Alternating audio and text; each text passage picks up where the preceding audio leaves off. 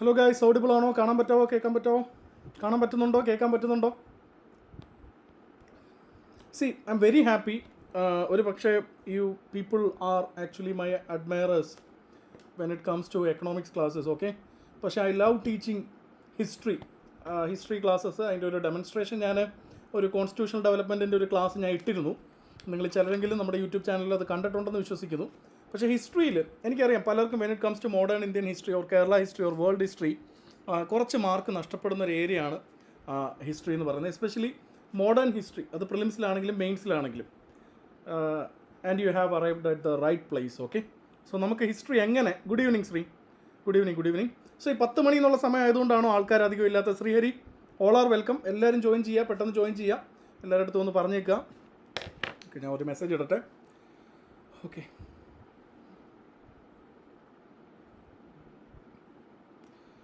എല്ലാവരും ലൈവിൽ ജോയിൻ ചെയ്യാം. ഇന്ത്യൻ ഹിസ്റ്ററിയുടെ ഫസ്റ്റ് സെഷനാണ്. ഈ ക്ലാസ് നിങ്ങൾ മിസ്സാക്കരുത്.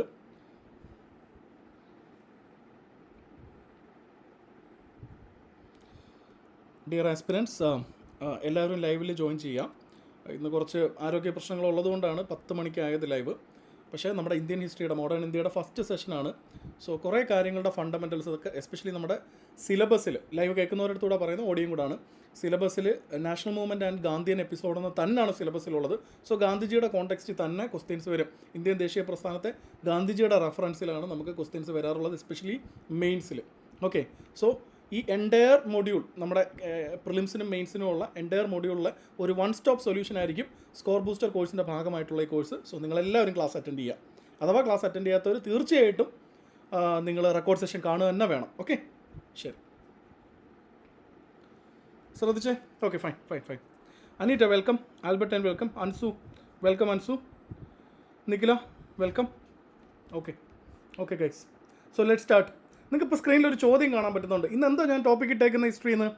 നോൺ കോപ്പറേഷൻ മൂവ്മെൻറ്റ് അല്ലേ? നിസ്സഹകരണ പ്രസ്ഥാനമാണ് നമ്മൾ പഠിക്കാൻ പോകുന്നത്. നിസ്സഹകരണ പ്രസ്ഥാനം എന്ന് കേൾക്കുമ്പോൾ തന്നെ നിങ്ങളുടെ മനസ്സിൽ കുറച്ച് സംഭവങ്ങളൊക്കെ വരുമായിരിക്കും. ബേസിക്കലി കുറച്ചെങ്കിലും പ്രിപ്പയർ ചെയ്തവർക്ക്, ആദ്യമായിട്ട് പഠിക്കുന്നവരാണെന്നുണ്ടെങ്കിൽ വിഷമിക്കേണ്ട. Hold your horses. ഞാൻ പറയുന്നത് മാത്രം കേട്ടാൽ മതി. അടുത്ത ഒരു 1/2-3/4 മണിക്കൂർ കൊണ്ട് you will get A clarity. Okay, നിസ്സഹകരണ പ്രസ്ഥാനം എന്ന് പറയുമ്പോൾ you are actually pointing your fingers towards A movement which was initiated by Gandhiji in the early 20s, precisely 21. 1920 Nagpur സെഷനിൽ പാസ്സായ resolution for the approval of non cooperation movement, നിസ്സഹകരണ പ്രസ്ഥാനമാകാം എന്നുള്ളൊരു resolution, പ്രമേയം 1920 Indian national Congress സെഷനിൽ അപ്രൂവ്ഡ് ആവുന്നു. 1921 എന്ത് launch ചെയ്യുന്നു? ഗാന്ധിജി നിസ്സഹകരണ പ്രസ്ഥാനം ലോഞ്ച് ചെയ്യുന്നു. പക്ഷേ ഞാനിവിടെ നിസ്സഹകരണ പ്രസ്ഥാനം എന്ന് ഉദ്ദേശിച്ചത് ദ ഗാന്ധിയൻ വേ ഓഫ് നിസ്സഹകരണ പ്രസ്ഥാനമാണ്. അത് കുൾമിനേറ്റ് ചെയ്യുന്നത് എവിടെയാണ്? 1921 നിസ്സഹകരണ പ്രസ്ഥാനമാണ്. നമുക്കറിയാം ക്യാരറ്റ് ആൻഡ് സ്റ്റിക്ക് പോളിസി, ഗവൺമെൻറ്റിൻ്റെ carrot and stick policy, British ഗവൺമെൻറ്റിൻ്റെ carrot and stick policy. Carrot എന്തായിരുന്നു? Carrot Montagu Chelmsford 1919 government of India act. ഇതൊക്കെ ഡീറ്റെയിൽഡ് ആയിട്ട് ഞാൻ പറഞ്ഞുതരാം. സ്റ്റിക്ക് എന്ന് പറയുന്നത് റൗലത്ത് ആക്ട് ആയിരുന്നു. സോ ഇതിന് എഗെയിൻസ്റ്റ് ആയിട്ട് പ്രതിഷേധങ്ങളുണ്ടായി. അത്തരത്തിൽ ജാലിയൻ വാലാബാഗിൽ നടന്ന പ്രതിഷേധത്തിൻ്റെ ഭാഗമായിട്ട് ഷൂട്ടൗട്ട് സംഭവിക്കുകയും ധാരാളം നിരപരാധികളായിട്ടുള്ള മനുഷ്യർ കൊല്ലപ്പെടുകയും ചെയ്തു. അപ്പം ഹിസ്റ്റോറിക്കൽ റോങ്സ്, ചരിത്രപരമായിട്ടുള്ള തെറ്റുകൾ ബ്രിട്ടീഷ് ഗവൺമെൻറ് തിരുത്തണം എന്നുള്ള ആഹ്വാനത്തോടു കൂടി ജാലിയൻ വാലാബാഗ് റോങ്ങും അതുപോലെ തന്നെ ഖിലാഫത്ത് റോങ്ങും, 2 പ്രശ്നങ്ങളാണ് നിങ്ങൾ ഉദ്ദേശിച്ച നിസ്സഹകരണ പ്രസ്ഥാനം അല്ല നമ്മൾ പഠിച്ച് റെഫറൻസ് ആയിട്ട് തുടങ്ങുന്നത്. ഗാന്ധിയൻ വേ ഓഫ് നിസ്സഹകരണ പ്രസ്ഥാനത്തിന് ആക്ച്വലി ഹാഡ് റെഫറൻസസ് ബിഫോർ. അത് ഐഡൻറ്റിഫൈ ചെയ്യാനാണ് ഞാൻ ഈ ക്വസ്റ്റ്യൻ തന്നെ ഇവിടെ ഇട്ടിരിക്കുന്നത്. സോ അതിലൂടെ വളരെ ക്ലിനിക്കലായിട്ട്, വളരെ ഓർഗാനിക്കായിട്ട്, മെത്തഡിക്കലായിട്ട് നമുക്കിപ്പോൾ ഹിസ്റ്ററി പഠിച്ചു പോകാം. ഞാൻ പറഞ്ഞല്ലോ, എപ്പോഴും ഒരു മാത്തമാറ്റിക്കൽ അല്ലെങ്കിൽ ഒരു സ്ട്രക്ചറൽ അപ്രോച്ച് എന്ന് പറഞ്ഞു കഴിഞ്ഞാൽ നിങ്ങളുടെ റിവിഷൻ കുറയ്ക്കാൻ സാധിക്കും. You can keep ideas in your mind and you can recall it easily. Okay, so this is not mere a PPT based presentation ഒന്നുമല്ല. These ideas are actually coming right from my mind. So അതുപോലെ തന്നെ ആ learning എക്സ്പീരിയൻസിനായിട്ട് നിങ്ങൾ കാത്തിരിക്കുക. കയ്യിലൊരു പേപ്പറും പേനയും എടുത്ത് വെച്ചിരിക്കുക. ഞാൻ പറയുന്ന ഇമ്പോർട്ടൻറ്റ് പോയിൻറ്റ്സ് കുറിച്ചെടുക്കുക, ആസ്വദിച്ച് അങ്ങോട്ട് പഠിക്കുക. ഹിസ്റ്ററി നിങ്ങൾക്ക് ഒരു ഇതും ആയിരിക്കത്തില്ല. ഹിസ്റ്ററി ആയിരിക്കും നമ്മൾ ആദ്യം ഫിനിഷ് ചെയ്യാൻ പോകുന്ന സിലബസ്. എക്കണോമിക്സിൻ്റെ 5 മോഡ്യൂൾസ് ആണ് എനിക്ക് ഉറക്കത്തിൽ പോലും എടുത്ത് ക്ലാസ് തരാൻ പറ്റുന്നത്. പക്ഷേ നിങ്ങൾ നോക്കിക്കോ, നിങ്ങൾ ഏറ്റവും വോളിമിനസ് ആയിട്ടുള്ള ഹിസ്റ്ററി in 1.5 weeks ഞാൻ നിങ്ങൾക്ക് ഫിനിഷ് ചെയ്ത് തരും, മോഡേൺ ഇന്ത്യൻ ഹിസ്റ്ററി. ഓക്കെ, അതിൽ നിന്നുള്ള 2 മാർക്ക് നമുക്ക് സ്കോർ ചെയ്യാം. മെയിൻസിലാണ് ഇതിൻ്റെ ഗുണം കിട്ടാൻ പോകുന്നത്. ഓക്കെ, ശ്രദ്ധിച്ചേ. അപ്പോൾ ക്യാരറ്റ് ആൻഡ് സ്റ്റിക്ക് പോളിസി എന്നറിയപ്പെടുന്ന 1919 government of India act, Montagu Chelmsford ആക്ടും, അതുപോലെ തന്നെ സ്റ്റിക്ക് എന്ന് പറയുന്ന റൗലത്ത് ആക്ടിന് എഗെയിൻസ്റ്റ് ആയിട്ടുള്ള പ്രതിഷേധമാണ് ജാലിയൻ വാല മാസക്കറിൽ അവസാനിക്കുന്നത്. അതുപോലെ തന്നെ തുർക്കിയിൽ ഒരു വിഷയം നടക്കുന്നു. തുർക്കിയിലെ ഖിലാഫത്തിൻ്റെ റീ എസ്റ്റാബ്ലിഷ്മെൻറ്റ്, അതിൻ്റെ ഭാഗമായിട്ട് ഇന്ത്യയിൽ ഖിലാഫത്ത് പ്രസ്ഥാനമായിട്ട് നിന്ന നേതാക്കന്മാരുമായിട്ട് ചേർന്ന് നോൺ കോപ്പറേഷൻ മൂവ്മെൻറ്റ് ലോഞ്ച് ചെയ്യുകയാണ്. എന്താണ്? Jallianwala Bagh wrong as well as Khilafat wrong പുനഃപരിശോധിക്കണം, അല്ലെങ്കിൽ അതിൻ്റെ അകത്ത് എന്താ പറയണ്ടേ, ജസ്റ്റിസ് വേണമെന്ന് ആവശ്യപ്പെട്ടുകൊണ്ടാണ് നിസ്സഹകരണ പ്രസ്ഥാനം ഗാന്ധിജി ലോഞ്ച് ചെയ്യുന്നത്. നിസ്സഹകരണ പ്രസ്ഥാനം എന്ന് പറയുമ്പോൾ എന്താണ്? ഗാന്ധിജിയുടെ സമരമുറകൾ നിങ്ങൾ പൊതുവേ നോക്കുകയാണെങ്കിൽ, ഗാന്ധിജി ആണല്ലോ നമ്മുടെ ദേശീയ പ്രസ്ഥാനത്തിൻ്റെ ഒരു റെഫറൻസ് പോയിൻ്റായിട്ട് കേരള PSC തന്നിരിക്കുന്നത്. Good evening Sreehari. ഗാന്ധിജിയുടെ സമരമാർഗ്ഗങ്ങൾ നോക്കുകയാണെങ്കിൽ നമുക്ക് പൊതുവെ 3 തരത്തിലുള്ള സമരമുറകൾ ഗാന്ധിജി ഇന്ത്യയിൽ ദേശീയ പ്രസ്ഥാനമായിട്ട് ബന്ധപ്പെട്ട്, അത് ബ്രിട്ടീഷുകാർക്ക് എഗെയിൻസ്റ്റ് ആയിട്ടാണെങ്കിലും ഇന്ത്യൻ ക്യാപിറ്റലിസ്റ്റുകൾക്ക് എഗെയിൻസ്റ്റ് ആയിട്ടാണെങ്കിലും ഈ പറയുന്നത് പോലെ ഇന്ത്യയിലെ എക്സ്ട്രീമിസ്റ്റ് റെവല്യൂഷണറി താല്പര്യങ്ങൾക്ക് എഗെയിൻസ്റ്റ് ആയിട്ടാണെങ്കിലും, because there were episodes where Subhash Chandrabose versus Gandhiji, അല്ലെങ്കിൽ Ambedkar versus Gandhiji, extremist versus Gandhiji ഉണ്ട്. അപ്പോൾ ഗാന്ധിജിയുടെ സമരമുറകളെന്ന് പറയുമ്പോൾ നമ്മളത് ബ്രിട്ടീഷുകാർക്ക് എഗെയിൻസ്റ്റ് ആയിട്ട് മാത്രം നിങ്ങൾ കാണരുത്. ഗാന്ധിജി എന്ന് പറഞ്ഞ ഒരു കളഞ്ഞ പൊളിറ്റീഷ്യനായിരുന്നു, സീസൺഡ് പൊളിറ്റീഷ്യനാണ്, മാസ് ലീഡറാണ് ഗാന്ധിജി. അന്ന് ഗാന്ധിജിക്ക് ഒരു ഒരു ഒരു ഒരു ഒരു മാസ് മീറ്റിംഗ് അല്ലെങ്കിൽ ഒരു പൊതു ചടങ്ങ് ഗാന്ധിജി സംഘടിപ്പിച്ചു കഴിഞ്ഞാൽ അന്തക്കാലത്ത് 1920കളിൽ ഗാന്ധിജി ചുമ്മാതൊരു പണപ്പിരിവ് നടത്തി കഴിഞ്ഞാൽ 1 കോടി രൂപ പിരിച്ചെടുക്കാനുള്ള പൊട്ടൻഷ്യലുള്ള ലീഡറാണ് ആര്? ഗാന്ധിജി എന്ന് പറയുന്നത്. അന്തക്കാലത്ത് ഗാന്ധിജി ചുമ്മാ ഇറങ്ങി ഒരു സമ്മേളനത്തിൽ പോയി പങ്കെടുത്ത് മാസിനെ മൊബിലൈസ് ചെയ്ത് കഴിഞ്ഞാൽ പിരിഞ്ഞു വരുന്ന പണത്തിൻ്റെ കണക്ക് കോടികളായിരുന്നു. സോ എത്രത്തോളം ഗാന്ധിജി എന്തുകൊണ്ട് ഇഗ്നോർ ചെയ്യാൻ പറ്റത്തില്ല എന്ന് വെച്ച് കഴിഞ്ഞാൽ he's A seasoned politician. So ആ ഗാന്ധിജിയെക്കുറിച്ചാണ് പറയുന്നത്. ആ ഗാന്ധിജിയുടെ പ്രധാനപ്പെട്ട സമരമുറകളാണ് NCM, നോൺ കോപ്പറേഷൻ മൂവ്മെൻറ്റ്. അടുത്തതാണ് CDM. എന്താണ് CDM? Civil disobedience movement. പിന്നെ ഗാന്ധിജിയുടെ array of hunger strikes. Gandhiji ഇന്ത്യയിലെ ഈ കമ്മ്യൂണൽ എലമെൻസിന് എഗെയിൻസ്റ്റ് ആയിട്ട് വിഭജന സമയത്തും പല ഒക്കേഷൻസിലും അംബേദ്കർക്ക് എഗെയിൻസ്റ്റ് ആയിട്ടൊക്കെ ഫൈറ്റ് ചെയ്ത് എന്താണ്? ഹങ്കർ സ്ട്രൈക്കാണ്. Okay, hunger strike. CDM, civil disobedience movement ആയിരുന്നു സാധാരണ ആർക്കെതിരെ എഗെയിൻസ്റ്റ് പറ്റിയിട്ടുള്ള ബ്രിട്ടീഷുകാർക്ക് എഗെയിൻസ്റ്റ്. NCM എന്നുള്ളത് ബ്രിട്ടീഷുകാർക്ക് എഗെയിൻസ്റ്റും അതുപോലെ തന്നെ ഇവിടുത്തെ ഇന്ത്യൻ ഇൻഡസ്ട്രിയലിസ്റ്റുകൾക്ക് എഗെയിൻസ്റ്റും ഒക്കെ ഗാന്ധിജി പയറ്റിയിട്ടുണ്ട്. അപ്പോൾ പൊതുവേ നിങ്ങളില്ല ചെറിയ പിള്ളേർ പഠിക്കുന്ന പോലെ ഗാന്ധിജി ബ്രിട്ടീഷുകാർക്കെതിരെ പടപൊരുതി എന്നുള്ള ആ ഒരു എന്താ പറയണ്ടേ ഒരു ഓവർവ്യൂവിലല്ല നിങ്ങൾ ഇനി കാര്യങ്ങളെ നോക്കിക്കാണേണ്ടത്. നിങ്ങൾ ചരിത്ര വിദ്യാർത്ഥികൾ കൂടെ ആവുകയാണ്. ചരിത്രം ആവർത്തിക്കപ്പെടും. സോ ചരിത്രം പഠിക്കുന്നത് മാർക്ക് നേടാൻ വേണ്ടി മാത്രമല്ല, ചരിത്രത്തിൻ്റെ ആ വിരസമായ ആവർത്തനത്തിൽ നിങ്ങൾ ഒരു ഇൻഫോംഡ് ചോയ്സ് എടുക്കാൻ കൂടി വേണ്ടിയാണ്. So pay attention. അപ്പോൾ ഗാന്ധിജിയുടെ സമരമുറകളെ നമുക്ക് 3ആയിട്ട് തിരിക്കാം: NCM, CDM, ഹങ്കർ സ്ട്രൈക്ക്. അപ്പോൾ ഇതൊക്കെ എവിടെ പ്രയോഗിച്ചു എന്നുള്ളത് നമുക്ക് നോക്കാം. അപ്പോൾ ആദ്യത്തെ ക്വസ്റ്റ്യൻ നിങ്ങളൊന്ന് നോക്കിയാൽ, ഫസ്റ്റ് ക്വസ്റ്റ്യൻ എപ്പോഴും ഒരു ക്യൂരിയോസിറ്റി നിങ്ങളുടെ മനസ്സിൽ വേണം. ഒരു ചോദ്യത്തിലൂടെ പോയി കഴിഞ്ഞാൽ നിങ്ങളുടെ മനസ്സിൽ അതിനുള്ള ഉത്തരം തേടാനുള്ള ഒരു എന്താ പറയണ്ടേ ഒരു ഒരു ഒരു സ്പിരിറ്റ് ഉണ്ടായി വരും, അല്ലെങ്കിൽ നിങ്ങൾക്ക് ആ ഒരു അതിലൊരു ഇൻവോൾവ്മെൻറ്റ് കൂടും. ഞാൻ ക്വസ്റ്റ്യൻ വായിച്ചു തരാം. ഇംഗ്ലീഷിലാണ് ക്വസ്റ്റ്യൻ, ശ്രദ്ധിച്ചോ. ക്വസ്റ്റ്യൻ ഇതാണ്: consider the following statements about Champaran Satyagraha. Gandhiji ഇന്ത്യയിലേക്ക് മടങ്ങി വന്ന ശേഷം, ഗാന്ധിജി നിങ്ങൾക്കറിയാം 1915 അദ്ദേഹത്തിൻ്റെ ആഫ്രിക്കയിലെ കരിയർ അവസാനിപ്പിച്ചിട്ട് അദ്ദേഹം ഇന്ത്യയിലേക്ക് എത്തുന്നത്. ഗാന്ധിജി 1915 ഇന്ത്യയിലേക്ക് വന്ന് നേരിട്ട് ദേശീയ പ്രസ്ഥാനത്തിലോട്ട് ഇറങ്ങുകയല്ല ചെയ്ത്. ആ സമയത്ത് തലമുതിർന്ന നേതാക്കന്മാർ ഒരുപാട് പേര് വേറെയുണ്ട്. അവരൊക്കെ ഗാന്ധിജി ഒരു ഓഡ് എലമെൻ്റ് ആയിട്ടാണ് ട്രീറ്റ് ചെയ്തത് പോലും. ഗാന്ധി മൂവി കണ്ടു കഴിഞ്ഞാൽ നിങ്ങൾക്കറിയാം, ആ ഒരു കോളേജുമായിട്ട് ബന്ധപ്പെട്ട് ബനാറസ് യൂണിവേഴ്സിറ്റിയിൽ ഗാന്ധിജി ചെന്ന് പ്രസംഗിക്കുമ്പം അവിടെ മാസ് ലീഡേഴ്സ് വേറെ ആൾക്കാരൊക്കെ ഉണ്ട്. അവരുടെയൊക്കെ ശ്രദ്ധ ഭയങ്കര ഒരു ഒരു മൊമെൻ്റാണത്. ഗാന്ധിജി പതുക്കെയാണ് സംസാരിച്ചു തുടങ്ങുന്നത്. ആ ഗാന്ധിജി അവിടുത്തെ ആളുകളെ മൊത്തം കയ്യിലെടുത്തുകൊണ്ടാണ് സംസാരിക്കുന്നത്. ലോഞ്ച് ഓഫ് ഗാന്ധിജി എങ്ങനായിരുന്നു എന്നുള്ളത് ഡെപ്പിക്റ്റ് ചെയ്യുന്ന ഒരു എപ്പിക് സീനാണത്. Okay, Banaras university, Hindu Banaras university ആണെന്ന് എൻ്റെ ഓർമ്മ. അവിടെ നടന്നൊരു സമ്മേളനത്തിലാണ് ഗാന്ധിജി പങ്കെടുക്കുന്നത്. ഫസ്റ്റ് ഗാന്ധിജി ഇൻവോൾവ് ആയത് ഓൾ ഇന്ത്യ ടൂറാണ്, അല്ലെങ്കിൽ ഭാരത് ദർശനാണ്. അതിൻ്റെ ഒരു റെമിനിസൻ്റ് ആയിട്ടാണ് ഇന്ന് ഇന്ത്യൻ സിവിൽ സർവീസിൽ ഇൻഡക്റ്റ് ചെയ്യുന്ന ഈ ഉദ്യോഗാർത്ഥികളെ സംബന്ധിച്ചിടത്തോളം, IAS IPS അല്ലെങ്കിൽ മീൻസ് മുസോറിയിലെ ട്രെയിനിങ്ങിന് പോകുന്ന ഉദ്യോഗാർത്ഥികളെ സംബന്ധിച്ചിടത്തോളം സിവിൽ സർവീസ് എക്സാം ക്വാളിഫൈ ചെയ്യുന്നവർ എന്തിന് പോകാറുണ്ട്? ഒരു ഭാരത് ദർശനമുണ്ട്. അതെന്താണ്? ഗാന്ധിജി ഈ പറയുന്നത് പോലെ ഗാന്ധിജി നേരെ വന്ന് ഏതെങ്കിലും ഒരു പ്രക്ഷോഭ പരിപാടിയിൽ ഏർപ്പെടുകയല്ല ചെയ്തത്. ആൻസറിലോട്ട് വരുന്നതിന് മുമ്പ് വെയിറ്റ് ചെയ്യ്. C hold your horses. This is A co learning experience. നമുക്ക് ഒരുമിച്ച് പഠിക്കാം. വെയിറ്റ് ചെയ്യൂ. ഓക്കെ. അപ്പം ഗാന്ധിജി നേരെ ഒരു പ്രക്ഷോഭ പരിപാടിയിലോട്ടല്ല പോയ, ഗാന്ധിജി ജനങ്ങളുടെ മനസ്സറിയാൻ വേണ്ടി ഇറങ്ങി പുറപ്പെട്ടു എന്നൊക്കെ നമുക്ക് വേണമെങ്കിൽ കാവ്യാത്മകമായ ഭാഷയിൽ പറയാം. ഓക്കെ. അങ്ങനെ ഗാന്ധിജി പിന്നീട് ഇൻവോൾവ് ആയിട്ടുള്ള 3 മാസ് മൂവ്മെൻറ്റ്സ് ആണ് ഏതൊക്കെ? അല്ലെങ്കിൽ ജനങ്ങളുമായിട്ട്, മാസ് എന്ന് ഉദ്ദേശിച്ച ഇവിടെ ജനങ്ങളെന്നുള്ള അർത്ഥത്തിലാണ്, അല്ലെങ്കിൽ ജനങ്ങളുടെ പ്രശ്നങ്ങൾ എന്നുള്ള അർത്ഥത്തിലാണ്. അത്തരത്തിൽ ഗാന്ധിജി ഇൻവോൾവ് ആയ ആദ്യത്തെ, അതൊരു പാൻ ഇന്ത്യ മൂവ്മെൻറ്റുകളല്ല, ഇതെല്ലാം ലോക്കലൈസ്ഡ് ആയിട്ടുള്ള ഇഷ്യൂസ് ആയിരുന്നു. ഇപ്പോൾ ചമ്പാറാൻ സത്യാഗ്രഹ, ചമ്പാറാൻ സത്യാഗ്രഹ എന്ന് പറഞ്ഞാൽ എവിടെയാണ്? ചമ്പാറാനിലാണ്. ചമ്പാറാൻ എവിടെയാണ്? Which place?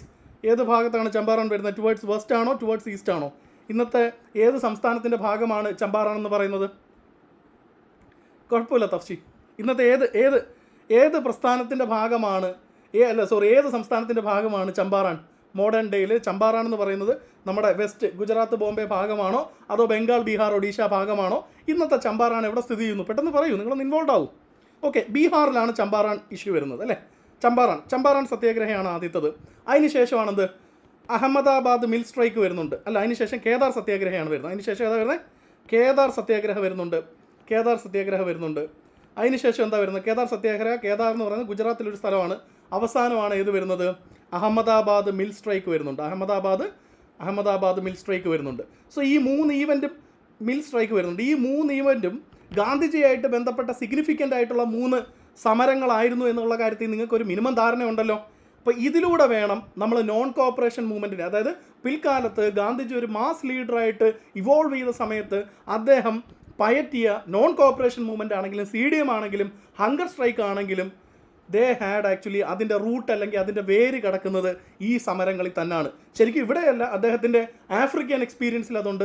ആ ആഫ്രിക്കൻ എക്സ്പീരിയൻസിൽ നിന്ന് അദ്ദേഹം സ്വായത്തമാക്കിയ സമരമുറകൾ, അദ്ദേഹത്തിൻ്റെതായിട്ടുള്ള വേ ഓഫ് ഡീലിംഗ് വിത്ത് ഈ പറയുന്ന അതോറിറ്റീസ് അദ്ദേഹം ഇവിടെയും സക്സസ്ഫുള്ളായിട്ട് ഇംപ്ലിമെൻറ്റ് ചെയ്യുന്നു. ഇതാണ് പിന്നീട് ദേശീയ പ്രസ്ഥാനത്തിൻ്റെ നട്ടെല്ലായ നെടുന്തൂണായ ഈ പറയുന്ന പോലെ ആളുകളെ വളരെ മാസമായിട്ട് ഈ പറയുന്ന പോലെ മൊബിലൈസ് ചെയ്ത പല ലാൻഡ്മാർക്ക് ഈവൻസിലും അഗ്നിയായി മാറിയ അല്ലെ സ്പാർക്കായി മാറിയ സമരമുറകളുടെ തുടക്കം ഇവിടാണ്. അപ്പോൾ നമുക്ക് ഇന്ത്യൻ എപ്പിസോഡ് നോക്കാം. അടുത്ത ക്ലാസ്സുകളിൽ ഞാൻ ആഫ്രിക്കൻ എക്സ്പീരിയൻസ് പറയാം. ഞാൻ പറഞ്ഞല്ലോ, നമ്മളിങ്ങനെ ചരിത്രത്തിൽ മുന്നോട്ടും പിന്നോട്ടും എല്ലാം പോകും. ഇപ്പോൾ ചരിത്രത്തിൽ ഗാന്ധിജി ഇന്ത്യയിൽ വന്ന ശേഷമുള്ള കാര്യമാണ് പറയുന്നത്. പക്ഷേ തീർച്ചയായിട്ടും ഗാന്ധിജിയുടെ ആഫ്രിക്കൻ എക്സ്പീരിയൻസിൽ നിന്ന് നിങ്ങൾക്ക് ക്വസ്റ്റ്യൻ വരാം. അത് വരാം. ആദ്യമേ ഗാന്ധിജി ഒന്ന് ഫെമിലറൈസ് ചെയ്യൂ. അപ്പോൾ ഈ ചോദ്യത്തിലോട്ട് പോകാം. എൻ്റെ ഭാഷ പിടികിട്ടുന്നുണ്ടല്ലോ. I'm really excited to teach history. അതുകൊണ്ടാണ് ഇത്ര എക്സൈറ്റ്മെൻറ്റ് വന്നത്. ഇന്നത്തെ ജോഗ്രഫി ക്ലാസ് കഴിഞ്ഞ് I was exhausted like anything. അങ്ങനെ ഒന്ന് ഉറങ്ങിപ്പോയി. ആ ഉറക്കം went on for almost 6 hours. അതുകൊണ്ടാണ് ഈവനിങ് ക്ലാസ് വെക്കാൻ പറ്റാതിരുന്നത്. So please cope up with me. നമുക്ക് ഏറ്റവും ബെറ്റർ ആയിട്ടുള്ള സാധനം നിങ്ങൾക്ക് ഓൾവേസ് ഞാൻ തന്നുകൊണ്ടിരിക്കും. നിങ്ങൾ ഈ സിലബസ് കാര്യങ്ങളിലൊന്നും നിങ്ങൾ ബേജാറാവണ്ട. അത് you just learn with me. Okay, പഠിക്കുന്ന കാര്യങ്ങൾ അവിടെ ലോക്ക് ചെയ്യുക, 1 മാർക്ക് ലോക്ക് ചെയ്ത് അങ്ങ് മുന്നോട്ട് പോവുക. അപ്പോൾ ശ്രദ്ധിച്ചേ, ക്വസ്റ്റ്യൻ പറയാം. വായിച്ച് consider the following statements about Champaran സത്യാഗ്രഹയെ സംബന്ധിച്ചിടത്തോളം താഴെ തന്നിട്ടുള്ള 3 സ്റ്റേറ്റ്മെൻറ്റുകൾ, പ്രസ്താവനകൾ പരിശോധിക്കുക എന്നാണ് പറഞ്ഞേക്കുന്നത്. ഒന്നാമത്തെ പ്രസ്താവന എന്താണ്? Led to the abandonment of Tinkathia system.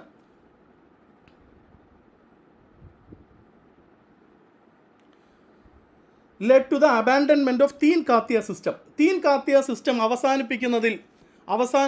അവസാനിപ്പിക്കുന്നതിലേക്ക് ചമ്പാറാൻ സത്യാഗ്രഹ നയിക്കപ്പെട്ടു, അല്ലെ ചമ്പാൻ സത്യാഗ്രഹ കാരണമായി. ചമ്പാറാൻ സത്യാഗ്രഹ തീൻ കാത്തിയ സിസ്റ്റം അവസാനിപ്പിക്കുന്നതിന് ഇൻസ്ട്രുമെൻ്റലായി. അതാണ് ഒന്നാമത്തെ സ്റ്റേറ്റ്മെൻറ്റ്. രണ്ടാമത്തെ സ്റ്റേറ്റ്മെൻറ്റ് നോക്കടേ. നമ്മൾ ഇന്ന് പഠിക്കാൻ പോകുന്ന കോർ ടോപ്പിക്ക് നിസ്സഹകരണ പ്രസ്ഥാനമല്ലേ? എന്താണ്? നിസ്സഹകരണ പ്രസ്ഥാനമാണ്. സോ ഈ ചമ്പാറാൻ സത്യാഗ്രഹയാണ് ചരിത്രകാരന്മാരുടെ വിവക്ഷയിൽ, ചരിത്രകാരന്മാർ ഗാന്ധിയൻ ചരിത്രം പഠിക്കുന്ന ആൾക്കാർ, അല്ലെങ്കിൽ ഇന്ത്യൻ ചരിത്രം പഠിക്കുന്ന ചരിത്രകാരന്മാർ ഇന്ത്യയിലെ ആദ്യത്തെ നിസ്സഹകരണ സമരമായി, ഗാന്ധിജി നടത്തിയ നിസ്സഹകരണ സമരമായി കണക്കാക്കുന്നത് ഈ ചമ്പാറാൻ സത്യാഗ്രഹയാണ്. മൂന്നാമത്തെ statement, brought an immediate end to indigo cultivation in ചമ്പാറാനിലെ ഇൻഡിഗോ കൃഷിക്ക് ഇമ്മീഡിയറ്റ് ആയിട്ട് ഒരവസാനം കുറിക്കാൻ ചമ്പാറാൻ സത്യാഗ്രഹം കൊണ്ട് സാധിച്ചു. ഇതൊരു UPSC ക്വസ്റ്റ്യൻ ആണ്. ഈ ക്വസ്റ്റ്യന് നിങ്ങൾ എങ്ങനെ ആൻസർ ചെയ്യും? നിങ്ങൾ ഫാക്ച്വലായിട്ട് റാങ്ക് ഫയൽ വെച്ച് പഠിച്ചു കഴിഞ്ഞാൽ നിങ്ങൾക്ക് എങ്ങനെ ആൻസർ ചെയ്യാൻ പറ്റും? ഇതെല്ലാം ശരിയും ആവാം, ഇതെല്ലാം തെറ്റും ആവാം. കാരണം എന്താണ്?